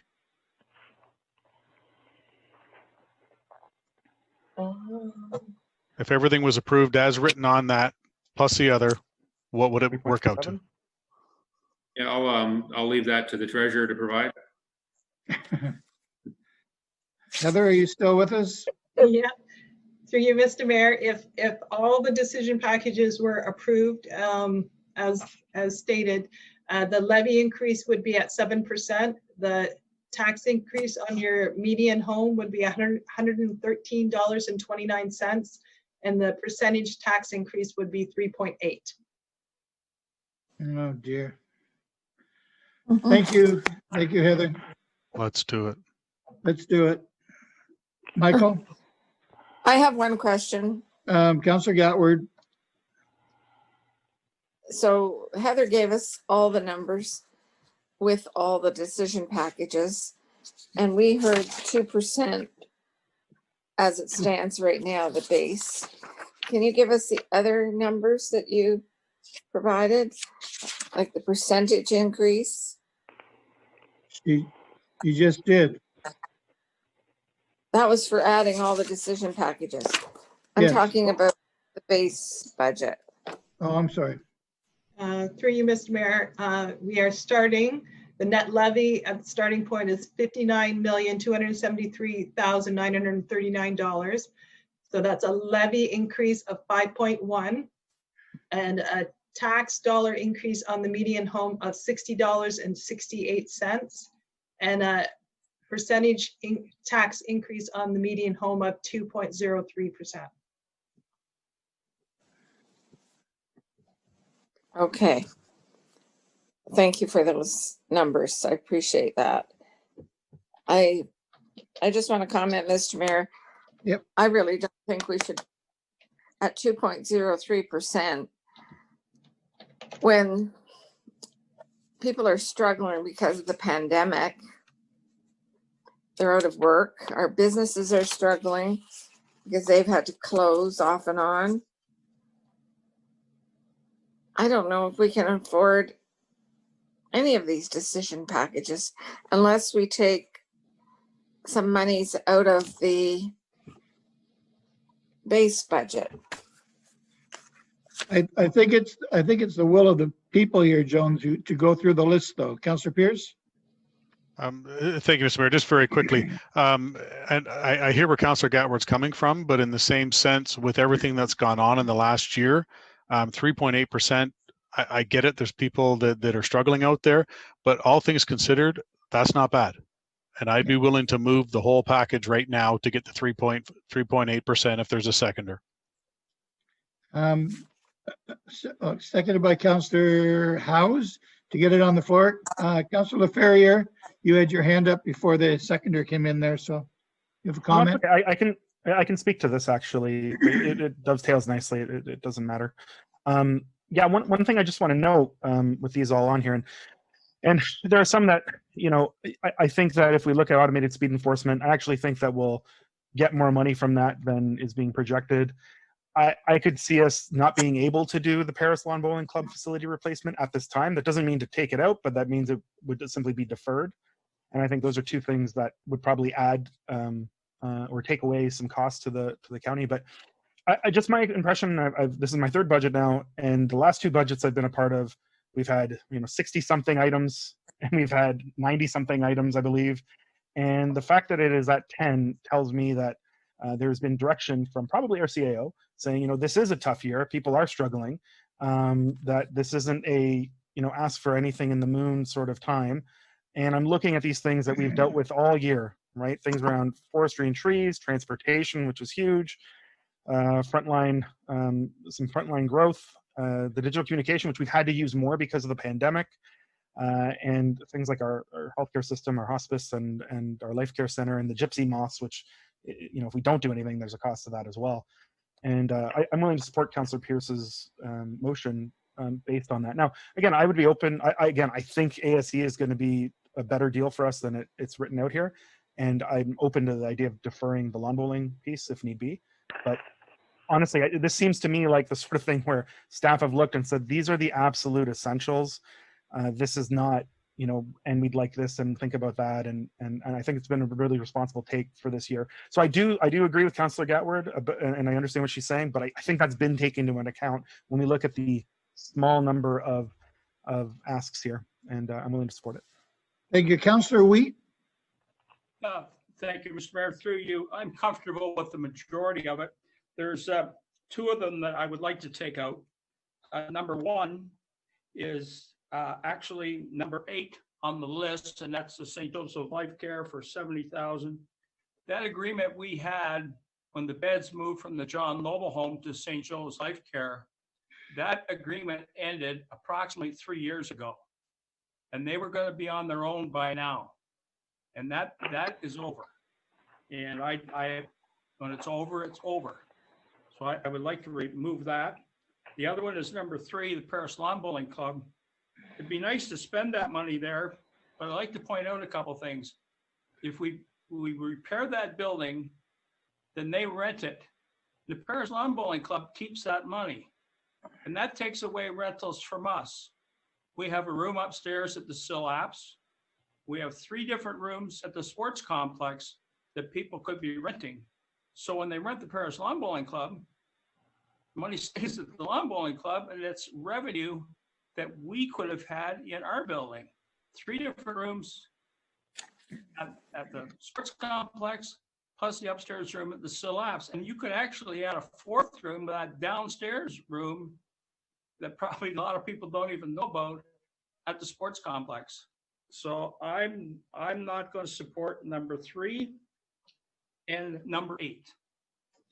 I'll support the rest. Michael, Councillor Miller? Thank you, Mr. Mayor. Actually, I was going to ask, I'm kind of surprised a little bit by the motion on the floor. So on that basis, I'd ask that we at least separate 8 so I can declare a conflict of interest if this motion passes. Otherwise, I'd prefer to go through all one of them. I prefer to go through all 10 items one at a time, but that's, yeah. I'll leave that to the board. Thank you, Councillor. I was just going to suggest that, Michael, can you put them back on the screen just for a minute?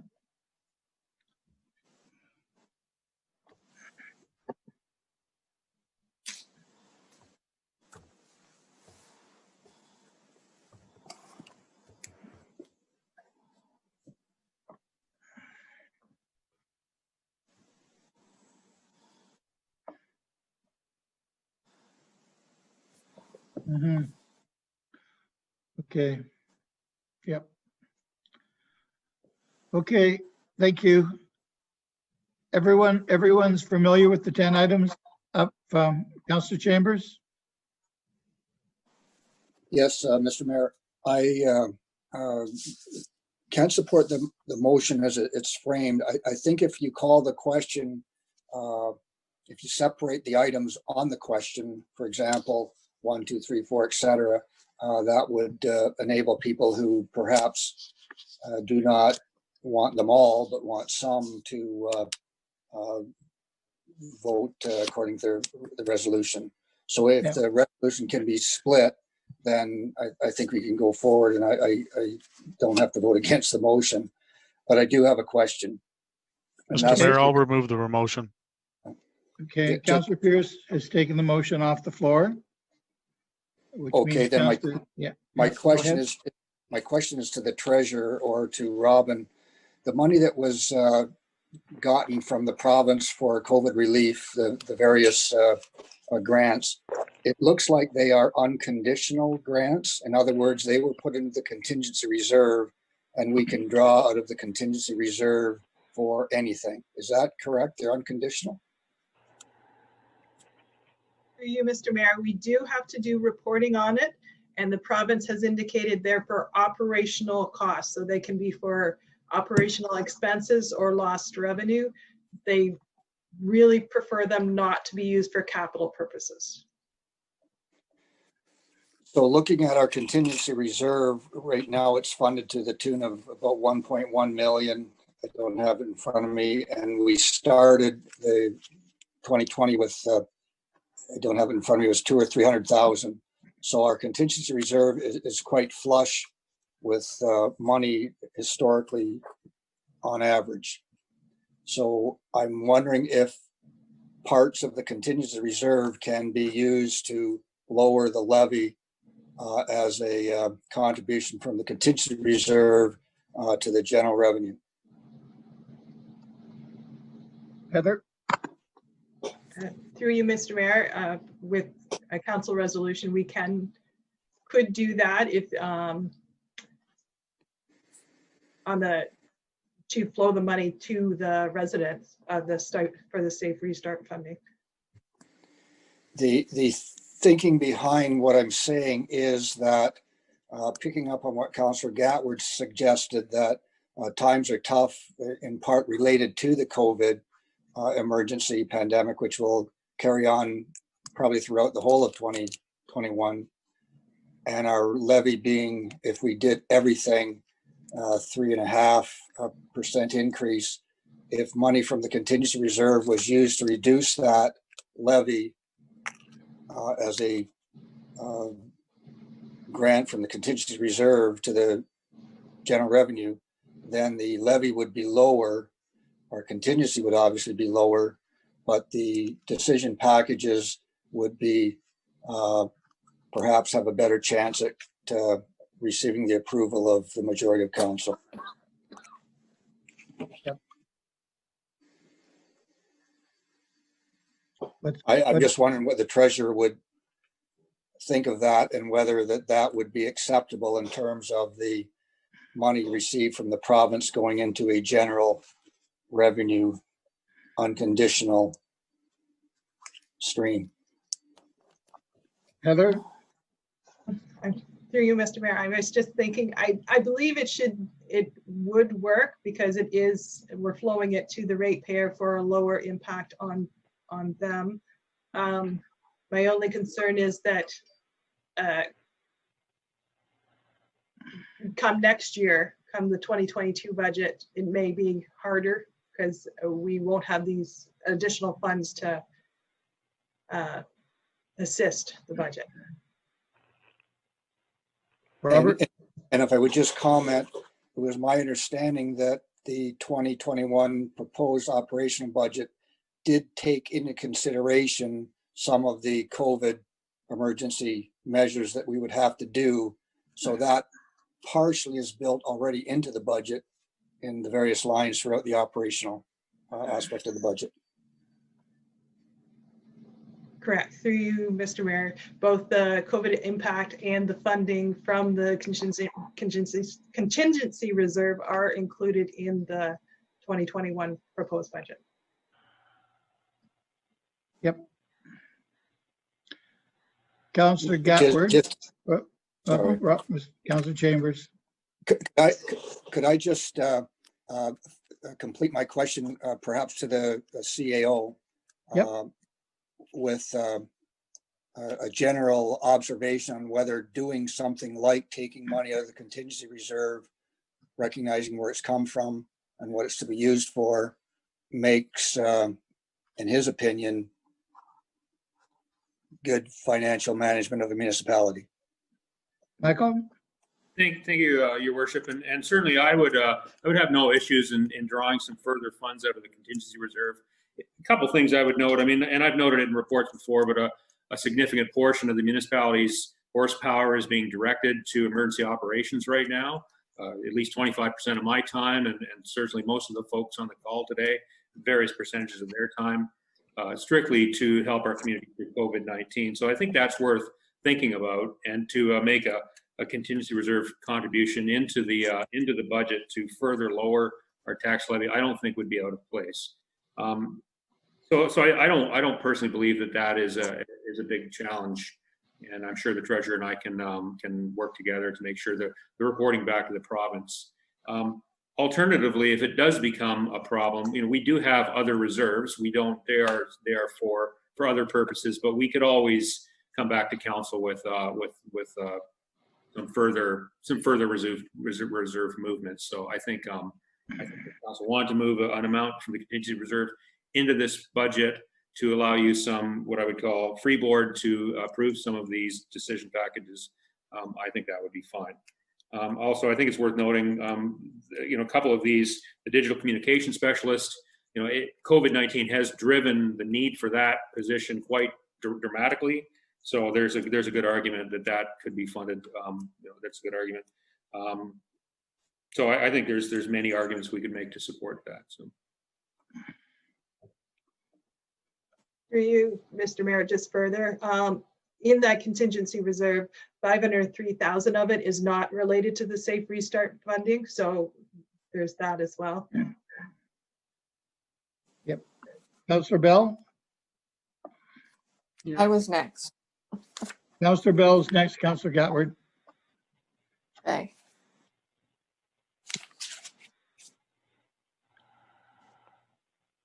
Thank you, Mr. Mayor. Appreciate that. I think Joan was just ahead of me, but I'm sure she won't mind. I have two comments. One is relating to the comment Robert's just made about drawing on other sources. If we have a rainy day fund, and if 2020 hasn't been a proverbial rainy day, I don't know what has been. So we should not be, in my opinion, thoughtless about looking at the BCP fund that we have invested. It's also been quite a good year for investments, in contradiction to the rest of the year. So there is some money that we could draw there if we had to, but I just leave that on the table. I'm not proposing it at this point in time. What I would like to raise is the automatic speed enforcement. Michael and I have had a few communications, and I think we've got our business model a little out of tune. If we look to neighbouring municipalities that have introduced automatic speed enforcement, I think we would find that the revenues are greater. And I would actually propose a principle that the taxpayer should not pay at all anything for automatic speed enforcement. It should be paid for from the fines that are levied on the people that are caught speeding. And we've had this debate hanging for some time, and I was keen to move on quicker. I think we should put a 0 on the line and then recognize that the setting of our fines should be such that they meet all the costs of automatic speed enforcement. In which case, we could then go for not just one mobile unit, but 2 or 3 mobile units using that principle. And I would like to put that on the table. Thank you. Councillor Gatward, you're next. Sorry, I took Councillor Bell before you. I didn't see your hand in time. That's okay. You'd recognize me, but Councillor Chambers wasn't finished. So we let him finish. Anyway, a couple of things.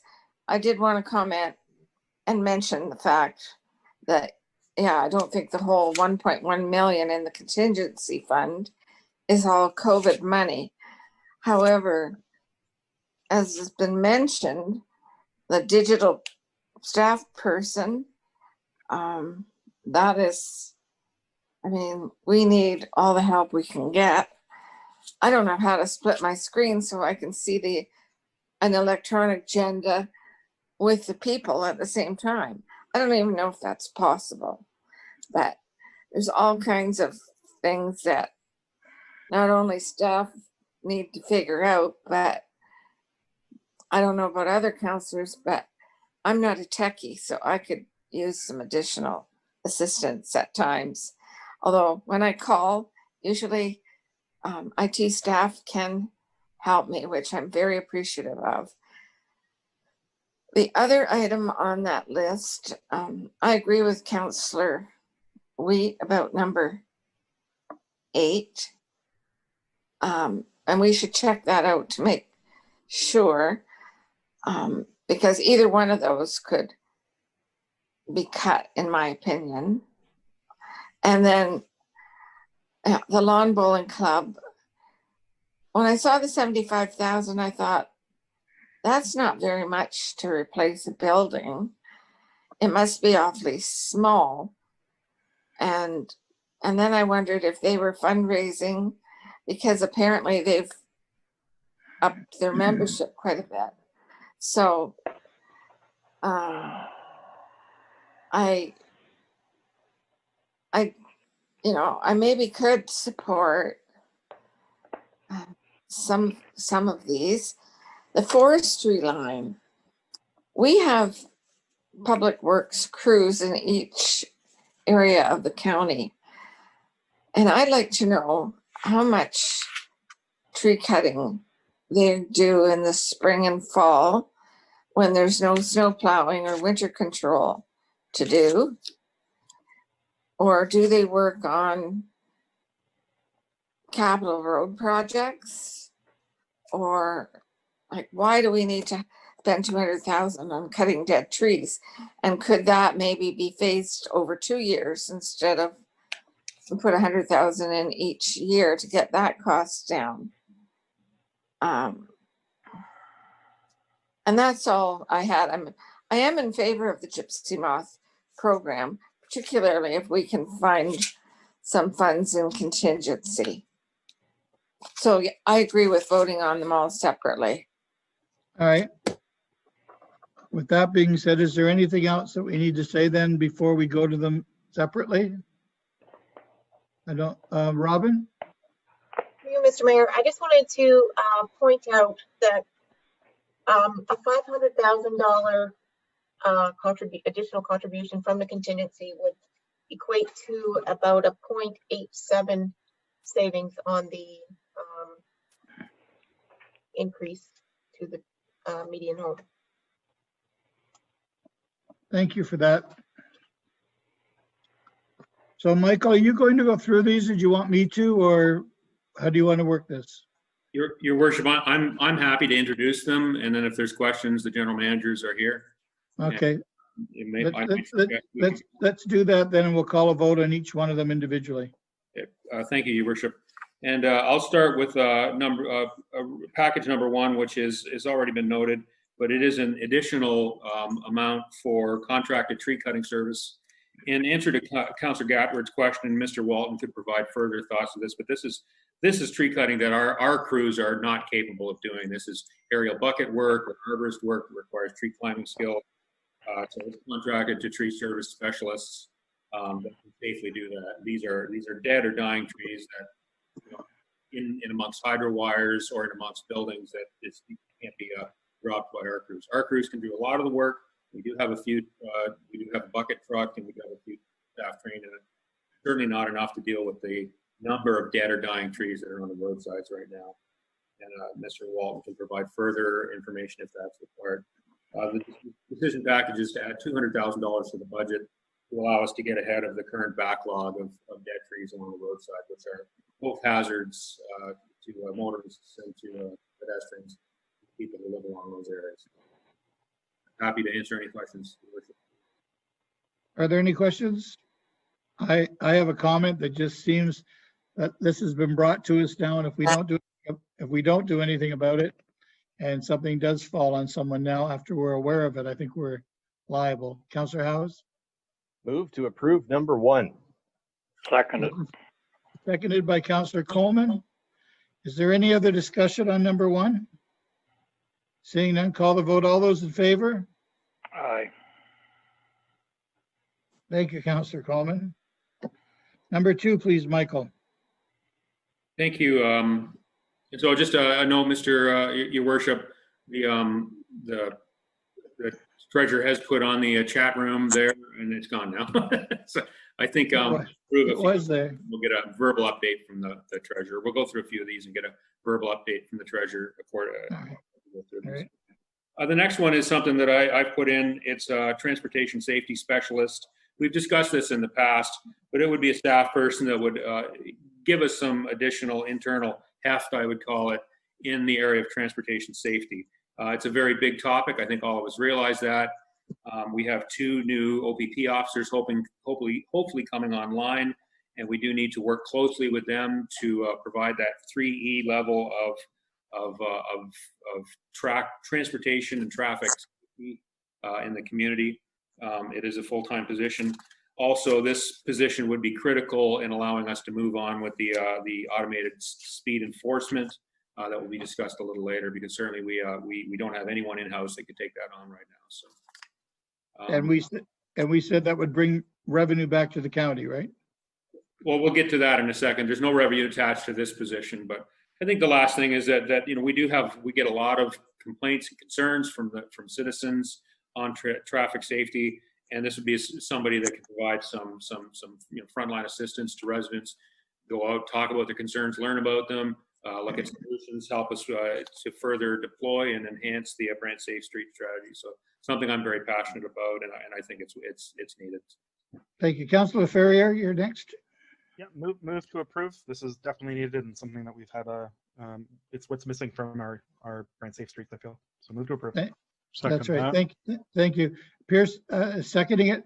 Councillor Gatward, you've got your hand, a little hand waving there. Did you want to speak, or have you hit a button by mistake? Maybe I hit a button by mistake. You have a little hand that's sitting there. We'll remember this when number 7 comes up. All right. Is it off now? No, it's still on. Oh, no, it's still on. Okay, well, we have it. Oh, now Councillor Wheat has one on. A little hand up. Doesn't matter. We have something on the floor. It's been seconded. Councillor Miller, you have something to say? I got a question, Mr. Mayor. Through you to Michael, is this a contract or is this a full-time position? Or full-time as in a hire? Michael? For you, Mr. Chair, it'd be my proposal that it be a full-time position. I don't think we could get someone on a contract.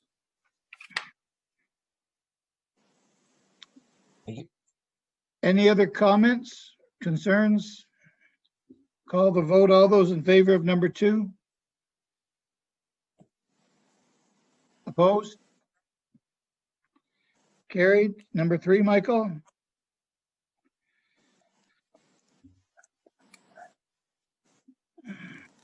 Thank you, Your Worship. This is it's already been discussed a little bit, but this is a Paris Lawn Bowling Club feasibility study. It was considered and deferred from last year's budget. I believe there was a master plan completed for the or a master plan type of, or strategic plan type of exercise completed for the Paris Lawn Bowling Club a few years ago. It did recommend that the building be replaced and that funds be budgeted for an architectural design and then eventually for replacement of the building. So this would be the first part of that, $100,000 for architectural and engineering to design, building, and prepare working drawings. Are there any questions? Councillor House, please. I would move to defer this again, just because I don't think it's necessarily a priority right now. Looking for a seconder for Councillor House. Councillor McAlpine. Any other discussion? Councillor Wheat. If I might, Mr. Mayor, speaking of the Paris Lawn Bowling Club, I won't bring the motion forward tonight at budget, but at a further council meeting, when you get time, fellow councilors, refer in your budget binder to page 12-25, and you'll see another $40,000 spent down the road at the St. George Lawn Bowling Club. And I'll speak to those two down the road at a council meeting. But just take a look at 12, 25 St. George Lawn Bowling Club in the years 2022 and 2023, where we're going to have to spend another $40,000, and that's taking revenue away from the St. George Community Center if you do St. George. And I've already spoke to the twin pad arena plus the upstairs room at the Syllabs. That's taking away revenue stream from us, and we could use those revenue streams as noted this year when we didn't have those rentals. Thank you, Councillor Wheat. But I'll support the deferral. Okay, thank you. I'll support Councillor House to defer. Thank you. Any other discussion before we call the vote? All those in favor to defer? Aye. Opposed? Thank you, Councillor Coleman. Opposed? There was none. Thank you. Number 4, Michael. Thank you, Your Worship. This is automated speed enforcement. It was considered a few months ago, actually quite a number of months ago, July. There was a report that Robin worked on, and her and I had some good discussion about it. It contained a bit of a business case. To Councillor Bell's very good point about automated speed enforcement, and this does make money through fines. We made conservative assumptions, and partly our conservative assumptions are based that it's pretty new space for the municipal sector. To one of Councillor Bell's points, which I think was a good one, but the idea of setting fines, the fines are set. They're set, it's my understanding, under the Highway Traffic Act. So I don't think we have any ability to set the fines to raise more money. I think we do have the ability to set the thresholds, whether the automated speed enforcement would issue tickets within 5 kilometers or within 10 kilometers of the speed limit. So, I think it is an option. I'll be frank. I think council could recommend this without any funds attached to it, and we could hope that it will cover its costs. There's some risks to that, but if that risk turns out to be true, then those funds would just fall to the bottom line.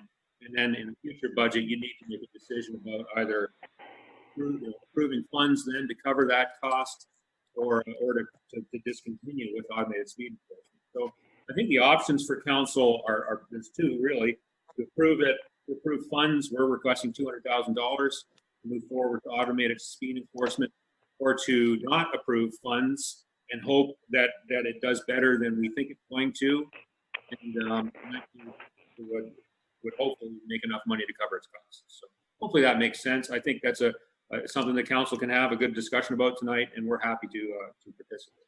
Thank you, Councillor Bell. I would move that we include it in the budget with a zero line. I sent some information to Michael a little while ago from the City of Hamilton, where they had 6,000 hits on their one automated speed enforcement machine on one street, and I think in about a month and a half or something like that.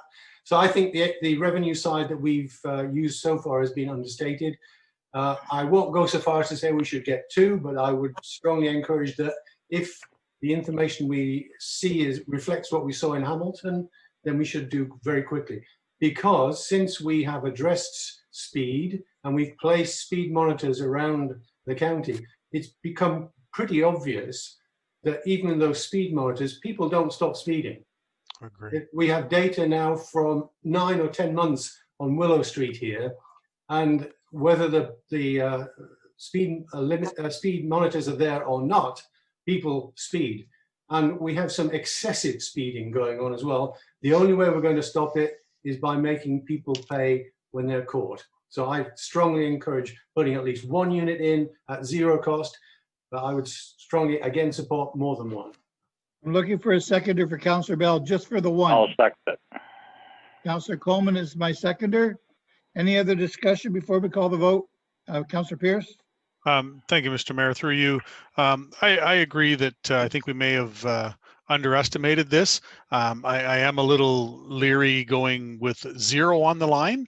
I would definitely support some reduction, and depending on how this goes, I was going to suggest a motion of let's start at the halfway point, but there's already a motion on the table, so we'll see what happens there, and we'll go from there. but I do agree. I believe that this could work out in our favor. All right, Councillor Chambers. Just a question, and I'm not sure on the startup and the time taken to start up, and then there's a time where the fines catch up to the startup costs. During 2021, will the fines catch up to the startup cost, or will there be a lag of expense before we attain the revenue, thinking along Councillor Pierce's lines? I don't know that anyone can answer that, really. Because we don't know whether we're going to bring it in at zero, but I mean, it could be a friendly amendment to start it halfway. Councillor Beller, do you want to see how far you go with the zero? I would stick with zero and be happy to be proved wrong. All right, and I have a seconder in Councillor Coleman, Councillor Ferrier, and then Councillor Gatward. Mark? Thank you. So I saw that, and this is through you to probably Michael, but possibly Rob Walton. I see that one of our neighboring municipalities has approved this, and they've said, they put up signs saying that they'll be installed within 90 days. Basically, I'm just asking, if we approve it, what's our timeline? And I know that there's limitations where we can put them, like school zones and community safety zones, but what's our timeline for actually getting installed? And I guess this maybe dovetails into Councillor Chambers' question about revenue timing as well. Michael, do you know that answer? Thank you, Mr. And unfortunately, I don't think we've never tried this before, and unfortunately, there aren't even a lot of municipalities to ask right now. About 10, yeah. The photo radar, for lack of a better term. I mean, it's Toronto, Hamilton, London, big municipalities are using these tools. A lot of small municipalities like us are having the discussion right now. So I think we're all very interested in it. So, I mean, I think my approach, and I think Robin would agree with this, we'd like to get it in place as soon as we can, and we'd like to get them active as soon as we can. But there's some hurdles for us acquiring the cameras. There's a third-party agreement we need to work out to process the fines with the City of Toronto. And there's probably some other hurdles that we haven't thought of. We're also going to need to come back with a recommendation to improve the number of community safety zones we have in the community, and we need to give that some thought. So, I mean, I think the timeline to get these out into the field is probably, late winter or spring. But I think once they get working, they start, generating fines.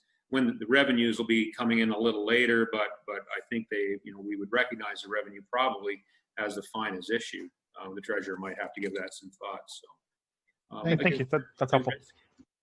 There's a little bit of risk for us that we would have some unfunded expenses fall to the bottom line if council doesn't approve any funds for this. But that's if council's prepared to take that risk. I also think to some of the points that have been made, we may do well on this. It's for like from a fine perspective. So. Thank you. Councillor Gatward and then Councillor McAlpine. Thank you, Mr. Mayor, through you. It was mentioned, Councillor Bell, in his comments about Willow Street. Well, Willow Street wouldn't be eligible to have this unit because there's no school there. Is it correct that these can only be used currently in school zones where we have community safety zones? And then is it like, I don't think we could put it on, say, Oakland Road where speeding is an issue because there's no school there, or Willow Street because there's no school there. Is that correct? Yeah, Councillor Bell, do you know enough about that to comment? I can comment that it needs to be a community safety zone or a school district, and Willow Street, where I live, isn't. But I could have used a data set from Cobblestone, which is. It's exactly the same set of information. The degree to which people speed down Cobblestone as a percentage is just the same as it is on Willow Street. Thank you. And don't get me wrong, I think this is a good idea. I guess I'm just, Michael said if you're 5 or 10 over, it might not count. So if somebody's going 50 and a 40 in a school zone, were you saying, Mr. Bradley, that that person wouldn't be ticketed? It would only be the higher speed vehicles that would be ticketed? Is that how these? Your worship, no, I didn't say that. What I said is it would be our decision on on the threshold we would want to have, whether there'd be a forgiveness threshold. Okay. It's my understanding, Robin can correct me if I'm wrong, is that we can put these in community safety zones. We can designate community safety zones subject to some criteria through bylaw. So that's something we would, that would be one of our early tasks. And I think I mentioned that in my earlier dialogue, that, an early task before we start deploying cameras would be to bring a list of new community safety zones to council for approval and for a ratification of a bylaw and the posting of the correct signs. Thank you. Okay, so that would are you- help. That would help, Mr. Mayor, then with enforcing problem areas, if we can designate some of them as safety zones. I want to make sure, like, if we get this one, it's a mobile unit, right? We can move it around, or it wouldn't be stationary, correct? Robin, do you know that? Through you, Mr. Mayor, there's options to either have mobile units or permanent fixed units. And what other municipalities are doing that I've seen, in general, they're ordering 2 cameras and then they move them around the municipality. They don't leave them in one location for too long, because then people know they're there, and then they do their job, they work, and people slow down.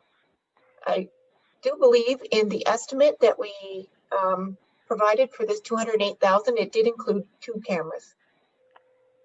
Mr. Walton, do you have anything to add to that?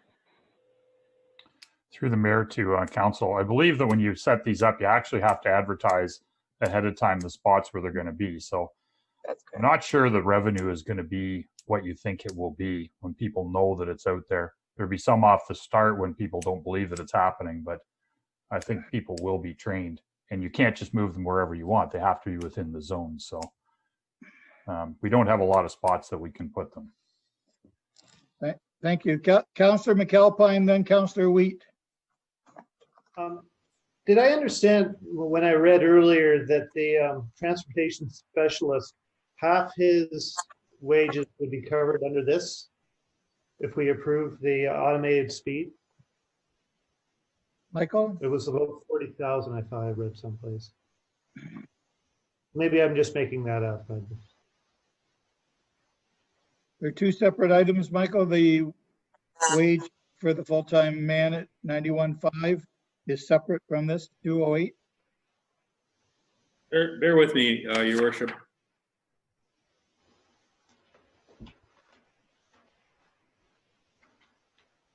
Number 4 and number 2 have nothing to do with each other.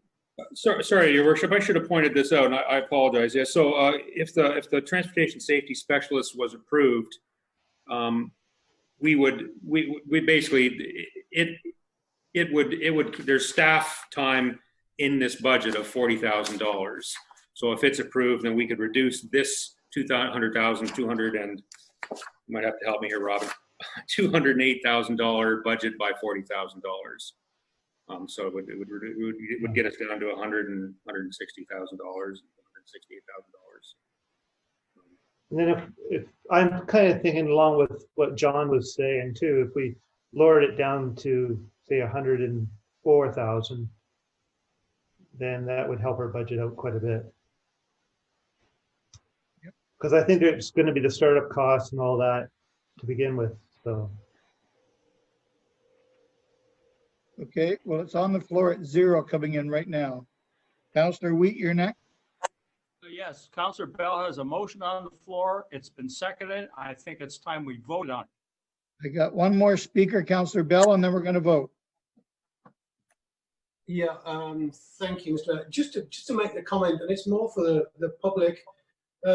My intent in this is not to make money for the county. I want to be clear about that. I do want to improve the speed control in the county, but I do think the taxpayer shouldn't have to pay to have that happen. And that's why I suggested that we look at the business model. I suggested we look at the rate of the fines that we include, and maybe the thresholds that we set them at. So I just want to see safety improve. I want to see speed reduce. And if we end up having to spend 100 or budget for 100,000, I don't mind, as long as it stays in the budget. Okay, the motion is on the floor. Oh, Councillor Miller, I guess, and then we're going to vote. Yeah, thank you, Mr. Mayor. Just a question to anybody. Are there any reports out there of these units being vandalized? Who would know that? Heather? It was in Or no, Hamilton. Robin? Through you, Mr. Mayor, I haven't heard of that, but it wouldn't be surprising.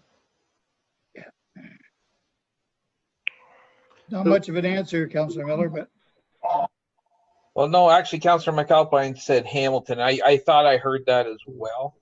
yeah. And the reason I bring that up, That I was- appreciate Councillor McAlpine. Yeah, that was the ones that were fixed though. And the ones we're talking about are ones that we're going to be moving around. Okay. So it's But slightly anyways, what I would caution against assuming that these things are going to make money. I would concur with General Manager Walton that once people learn where they are, they tend to slow down.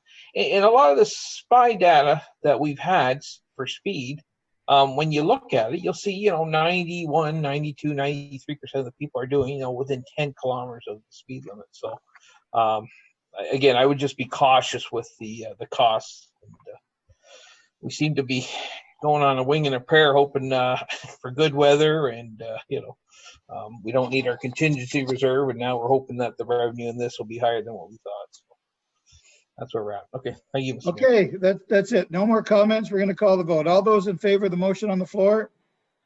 Aye. Is it for 150,000? No, it's at 0 right now. Thank you, Councillor Coleman. Anyone opposed? We got 4 opposed there. Joan, did you vote? Did you vote, It's Joan? for 0, right? Yeah. Yeah. Who's clerking today? Heather? Heather, Did yep. You got that? Yep, motion's carried 7-4. Thank you. Moving on to number 5, please. Mr. Bradley.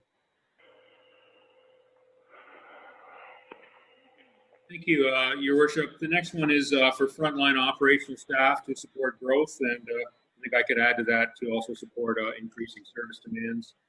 So I think all of us can appreciate, it's laid out in the decision package, the increasing amount of assets, and that's been related to from growth over the last several years, and a number of years since we've added any frontline staff. We've also seen evolving service demands in a number of levels. Generally, we just need more boots on the ground. I think it's been laid out fairly well here in a brief fashion. The focus for these positions would be on roads, sidewalks, wastewater systems, maintenance and management, as well as locates. And I would just throw in there probably other operational supports as needed. Thank you. Thank you. Mr. Chair, the proposal for 2021 is $77,000 for one position. And we are proposing a second position in 2022, but that would, of course, come back to councils. Thank you. Councillor Howes. Oops. Councillor Howes, you're first. Councillor Miller, you're next. Move to approve number 5 as written. Okay. I'll second it. Councillor Miller is seconding that. Is there any other conversation, comments? Seeing Councillor Gatward, are you voting or you have a comment? I have a question of Mr. Walton. Thank you. Rob, you just said one person at 77,000. Why does it say 3 here on our page? Through the mayor to Councillor Gatward, there's actually 3 positions phased in over 2 years, and one of those is on the water wastewater fees, not on the tax levy. So the first full-time position is for where? In 2021, we'd be hiring one water wastewater position and one operations position on taxes.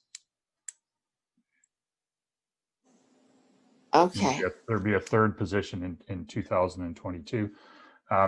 People should just note that decision package number 6 is directly related to this as well. That's vehicles for these people to use. So. Thank you. Number 5, call the vote on number 5. All those in favor? In favor. Thank you, Mr. Coleman. Anyone opposed? Seeing none, we'll move on to number 6. Michael, please. I'll move it right now, Mr. Mayor. Thank you, Mr. Coleman. Second. Seconded by Councillor Miller. Is there any discussion on the vehicles for these men to drive around in, or women? Or women. Seeing none, all those in favor? Thank you. In favor. Thank you. Number 7, please. So moved. Councillor Pierce, seconded by Councillor Wheat. Any discussion on number 7? We need it. It's very helpful. All those in favor? Are you have a councillor? No, What are you doing with your hand in the air? Mr. Mayor, we talked.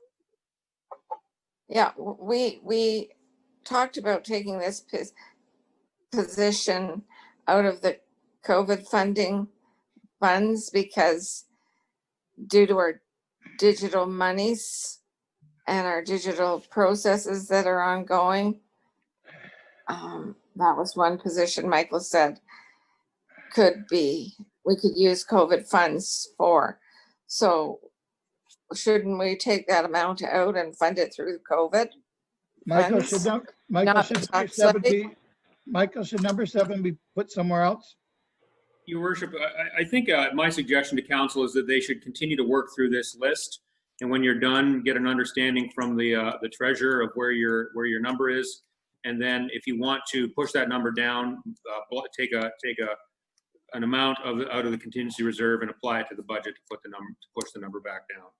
That makes sense. That's what was, I think, really, I think that's what was discussed. I just noted that this would be the question is could we use some of that money to push, to put into our base budget to get our position better? And I said, yes, and there's some good reasons to do that, such as this position. Perfect. Thank you, Michael. So that's what we're going to do, Joan. We'll see what happens with the motion, and then we'll talk about how we're going to cover it. We have a motion on the floor. It has a seconder. Any other discussion? Seeing none, I'll call the vote. All those in favor? All in favor. Thank you, Brian. Anyone opposed? Thank you. Number 8, Michael. Your worship, I would suggest maybe the treasurer could give us an update on where the current decision packages are how they've influenced the budget. Yep. I'm just going to step out, Mr. Mayor, while you discuss this. Oh, all right. Through you, Mr. Mayor, the proposed net levy after approval of decision package number 7 is $59,776,386. The percentage levy increase is 6%. The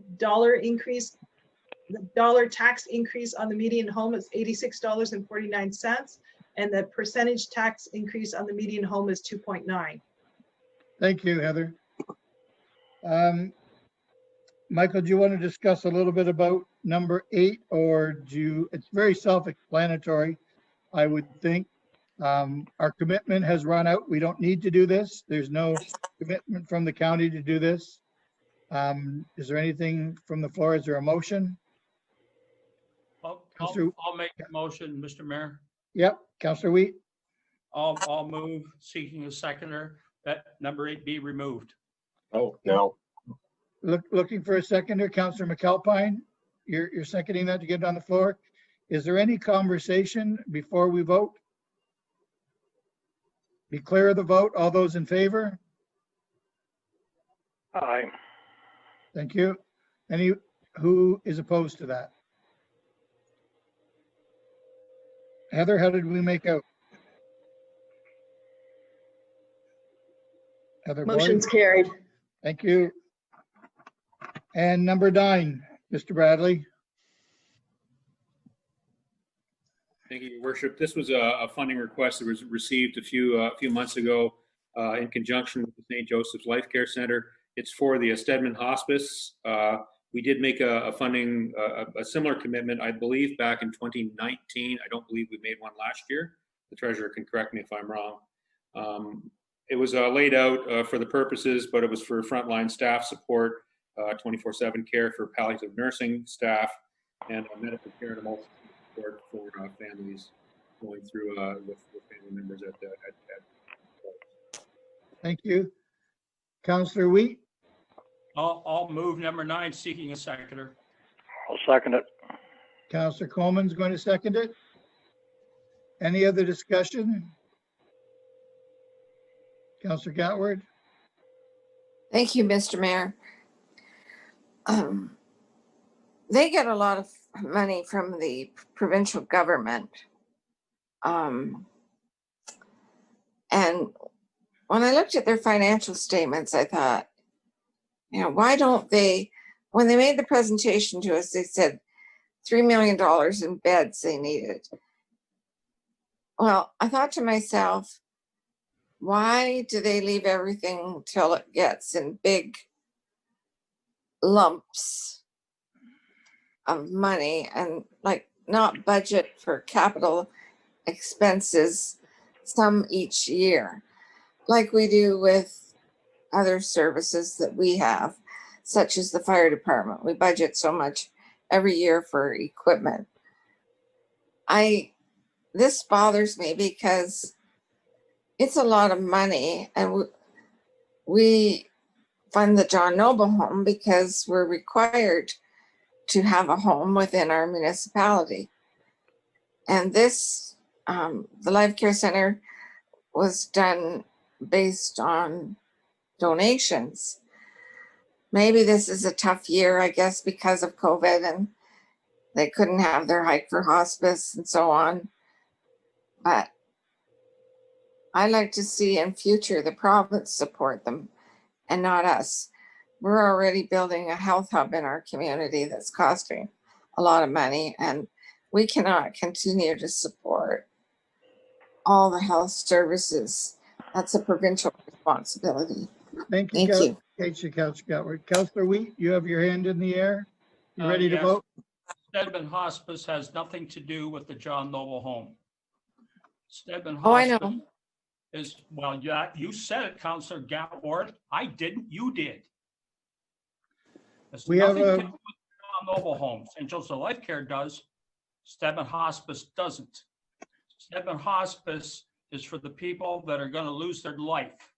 And I went through it with my wife. And it isn't just there.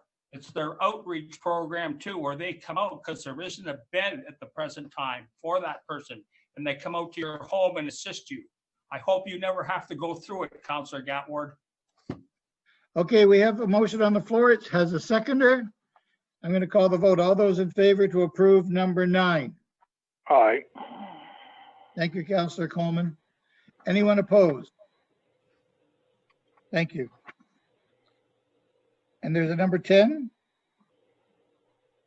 Michael? Thank you, Your Worship. Number 10 is the Gypsy Moth program. It was considered just before Christmas and referred to the budget. The report that I presented offered four options, I'm sorry, noting that there was an option just to do anything as well. The first option was to treat all the areas we've identified as in outbreak, which was about $700,000. Second option was to treat only the county lands, which was $68,000.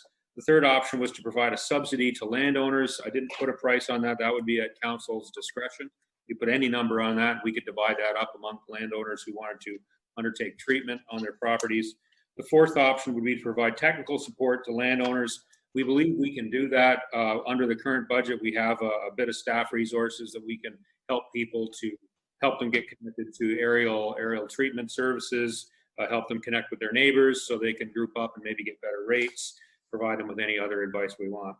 There was a suggestion of a hybrid option of 2 and 4, with 2 being treatment of county lands and 4 being providing the technical support to landowners. That cost would be $68,000. It would be our estimate. I'm happy to answer any questions on that, and I did provide the report that was considered last month. Councillor McAlpine? I just want to be clear that we are voting on then the option of 2 and 4, right? The combination. Well, we don't have to. You want to make that motion? Yeah, that would be my motion. Okay, is there someone to second Councillor McAlpine's motion for 2 and 4? Councillor Pierce? Any other discussion or any other? Well, right now, that's the only thing on the table. Councillor Gatward, do you have something to say about that? And then Councillor Miller. Thank you, Mr. Mayor. Yes, like if we're going to aerial spray our 700 and some odd acres, I would hope the property owners in the county that want to take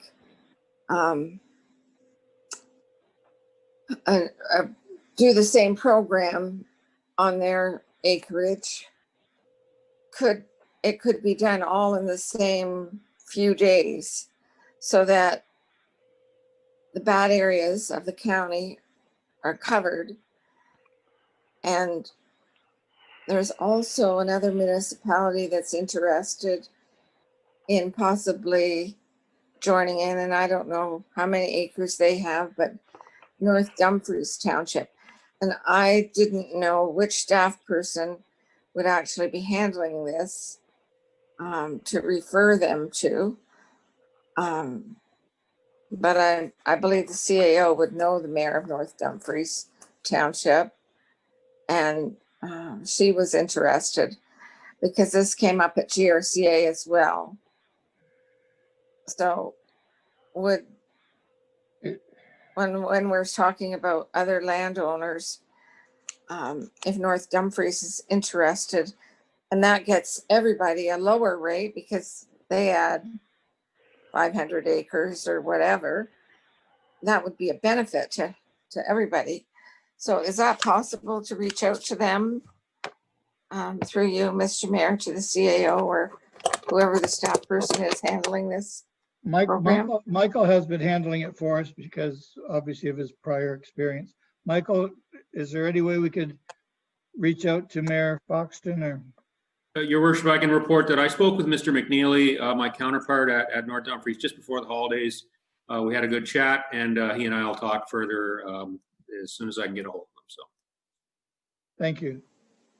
Great, that's great. So number 2 and 4 that Councillor McAlpine has moved could include them if they're interested. Sure. But the 68,000 is just basically for us. That's right. And our land. It might even go down a little bit, Councillor Gatward. Councillor Miller, Thank you. Through you, Mr. Mayor, to Michael, I'm just wondering, without doing any real outreach so far, how much interest or have you had from the public regarding this problem? Mr. Bradley. Through emails or phone calls or whatever. Thank you.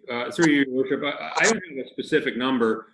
We've had, I wouldn't say it's an enormous, but probably a couple of hundred landowners reach out, I would say, over the past 8 months. We've been tracking all those. So we've got a pretty good list at this point, so it'll be pretty easy to reach out to everyone we've talked to so far and say, to just update them on what the council's decision is and what we do. Many of the people I've talked to have said, well, they're happy to pay their share. They would just be happy with if we could help them connect with their neighbors or just help them to band together, do what we can to help them out, get them connected to services. So I think there's lots we can do in this area without doing the actual treatments. Thank you. Well, a couple hundred sounds like quite a few to me, but okay, thank you. Actually, there has been a lot of people calling, almost a lot. And they're usually fairly frantic because they've either just moved to the area and they think they've been infested by something biblical or something.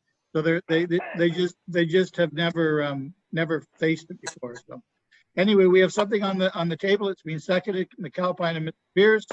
All those in favor to support number 2 and number 4. Aye. Thank you, Councillor Coleman. Anybody opposed? That ends the list. Thank you, everyone. It's a little like doing grants, wasn't it? Not that painful. Okay, we're going to number 10 now. Councillor Ferrier, please. Yes, sir, Mr. Mayor. So let me pull it up here. Number 10. Number 10, moving RPT 21-18 excluded expensive, moved by myself and seconded by Councillor McAlpine, that it be approved. And it's attached. Heather, you're still with us? Yes, I am, sir. Thank you. Are there any questions for Heather? You are going to put something on the screen, Heather? Or just what we have in our package? Just what you have in your package, yes. All right. Are there any questions for Heather? No? Okay. I guess what, a motion just to receive his information then? If there's no questions attached to it? I think we need a motion to have on the books. Mayor Bailey, the motion's already on the table to approve this report. Okay. Nothing yet. Okay. All those in favor? Aye. Thank you, Brian. Approval of the budget recommendation. So we're going to ratify this at the next meeting. Madam Clerk, is there anything else that we need to know before we go back? Your worship, if I could. Yep. So I think at this point it would be appropriate for the treasurer to give us what our current budget figure stands at, given the decision packages, and then this would be the time if council wanted to move additional funds from the contingency reserve into the budget to push that number downward. All right. Heather, you have a number that's going to make us all smile. So after approval of those decision packages, the proposed net levy is $59,944,386, which is a levy percentage increase of 6.3%. A dollar tax increase to the median home of $95.12, and a percentage tax increase to the median home of 3.19%.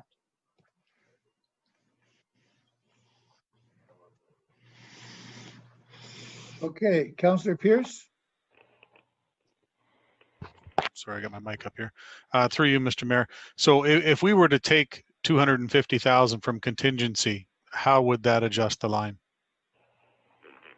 Heather, what happens at 250?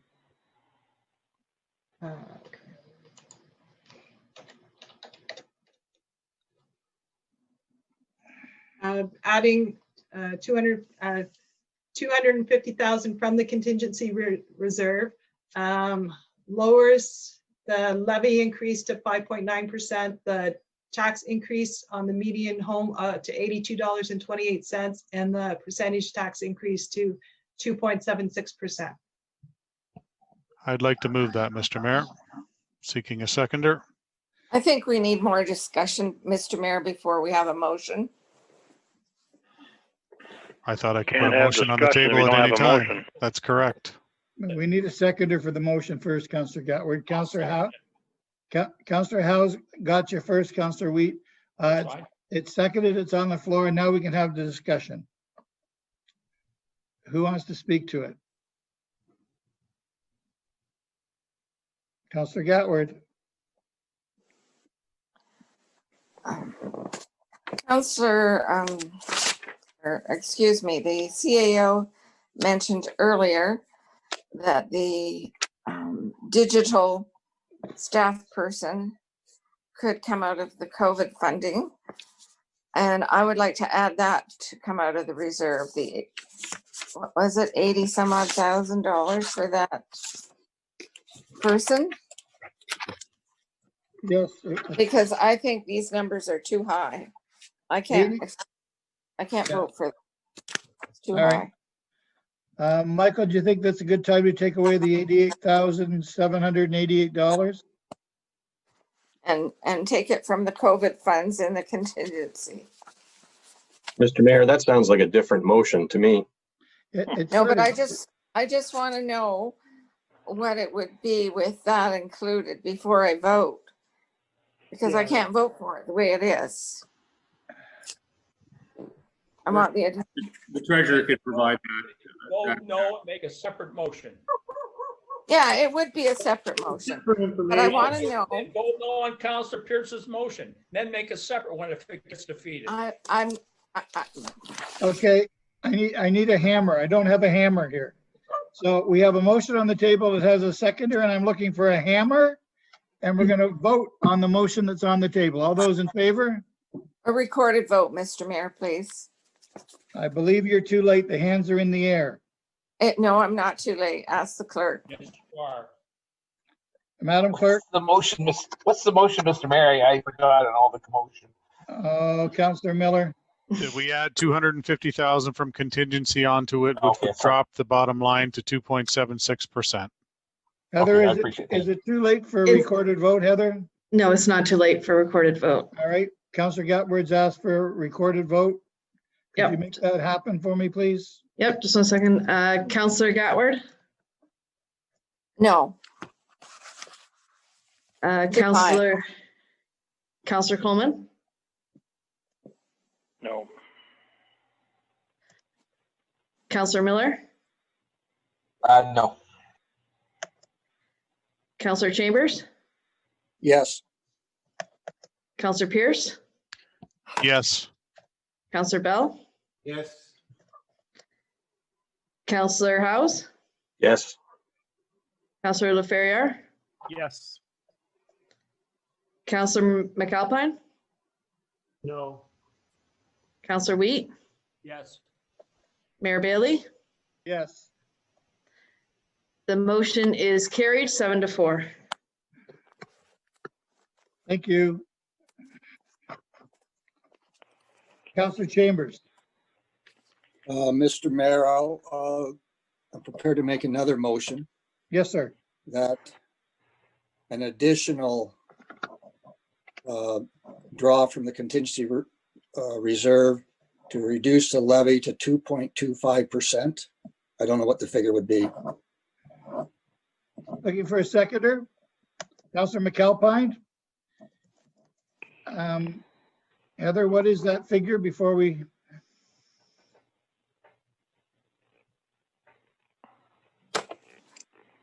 It'll just take a minute. Very clever, Councillor Chambers. I like that motion.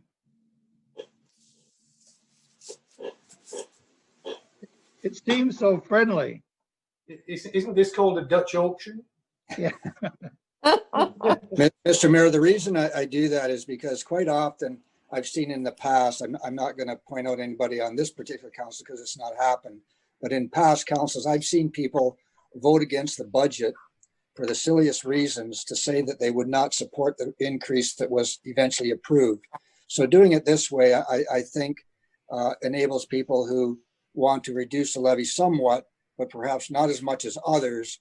If I wanted to reduce it to zero, I could vote against the budget forever and it wouldn't happen. So it is maybe a little bit slick, but I think it's the appropriate way to do it under the circumstances. It gives people the opportunity. I think it's slick and appropriate. Do you have a number for us yet, Heather? Yes. Through you, Mr. Mayor, we need to take a further 295,000 out of the contingency reserve for a total of 545,000 from the contingency reserve to get to 2.25% increase to the median home. Thank you, Councillor Chambers. If I could speak to that, what that does, it reduces the contingency reserve to half of what it would be if we didn't reduce it, but it's also twice as much as what it was last year, and it still is within the COVID grant structure from the province, I believe. So I think it's an appropriate motion. Thank you. And we have a seconder in Councillor McAlpine. Yep. Yep. Any other discussion? Councillor Gatward? Thank you, Mr. Mayor. Yeah, the treasurer said we had 503,000, I believe. That wasn't even COVID money.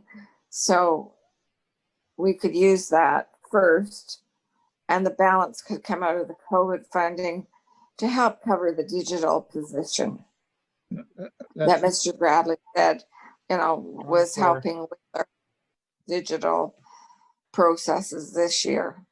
Okay, So that's not the motion though, Councillor Gatward. Let's vote first. I know it'll be up to the treasurer how she allocates that $295,000 from the reserve fund.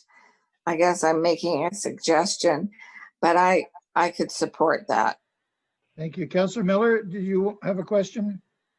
I'm just wondering how prudent it is to be delving into that reserve fund that was set aside for COVID. And I ask because 2020 is the year of the COVID. I think 2021 is the year of the consequences of what we've done to fight the COVID. That's just my pessimistic opinion. But I'm just wondering about, say, things like unpaid taxes, for example, and there might be some other costs. I don't know. I'm just wondering, maybe I could ask staff through you, Mr. Mayor, and I don't really want to put anybody on the spot, but I'm just wondering what their thoughts are on possible costs coming up that, maybe we don't have on the books yet, but are very likely to occur. Who would you direct that to, Councillor Miller? Anybody that wishes to try and Anybody with a crystal ball. Michael Bradley, please. Thank you, Mr. Chair. So I'll give a first stab at it. And I mean, one of the challenges that we're dealing with COVID-19 is we really don't know what the outcome is going to be. We don't know when it's going to be over. We don't know what the financial impacts. I've articulated that in many reports. But one thing we have done is we've continued to update council on those risks through some reports that I've been giving, and the treasurer's been providing a very fulsome update on the costs over 2020, and we'll continue to do that over 2021. So, I think we still have $500,000 left in the contingency reserve.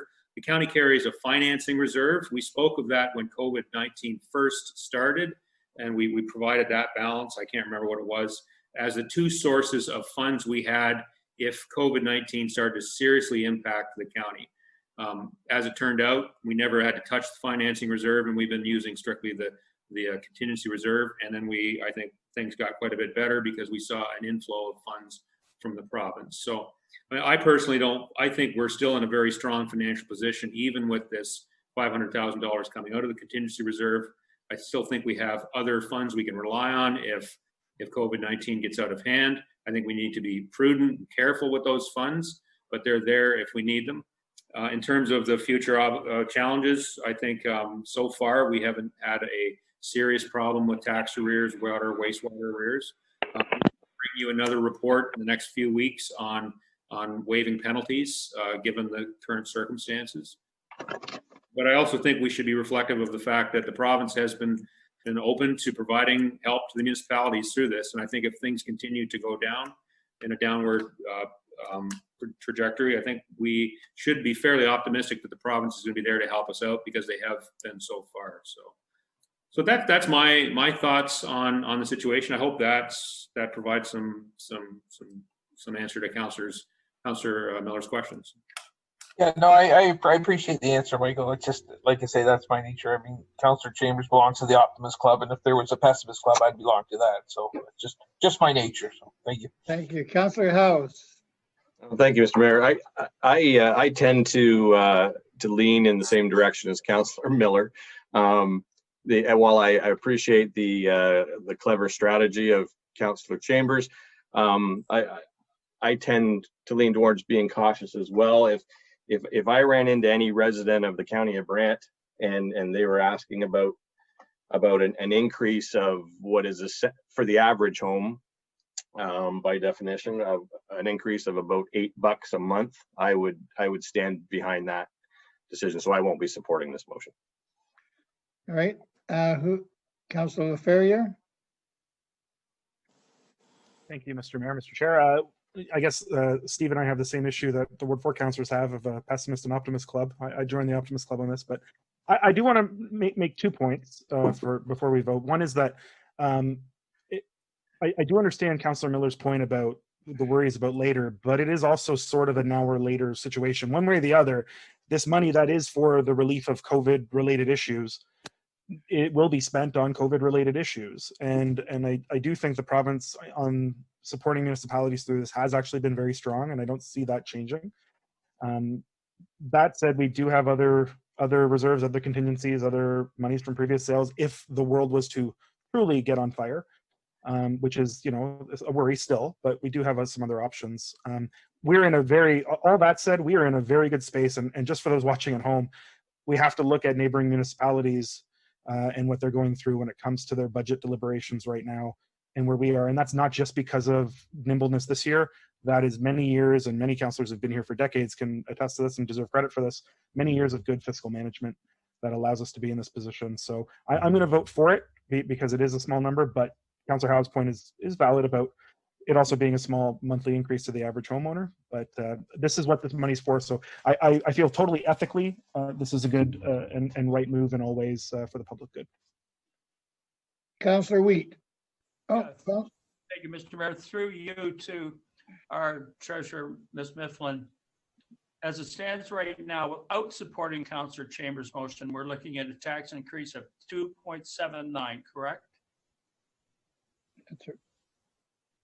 2.76 it was? Yeah. Well, whatever, 2.7 something. Yeah. Through you, Mr. Mayor, 2.76% on the median home or $82.28. Yeah. So at 2.76 is under 3%. I think that's pretty good. And so therefore, I'm not going to support Councillor Chambers' motion to take it to 2.25, because 2.79 in this situation, I think is pretty darn good. Councillor got worded that we're going to call the vote, please. Thank you, Mr. Mayor. I'm going to support Councillor Chambers' additional motion. The funds that are there, as Councillor Ferrier said, are for COVID. We had an increase in the John Noble home budget because of COVID spending. I don't know if the treasurer is taking that additional increase out of COVID money or that's coming out of the tax levy. I haven't had that discussion with our treasurer yet, but we had costs that were extra at John Noble. We don't know if we're getting funding from the province or not. They don't seem to be as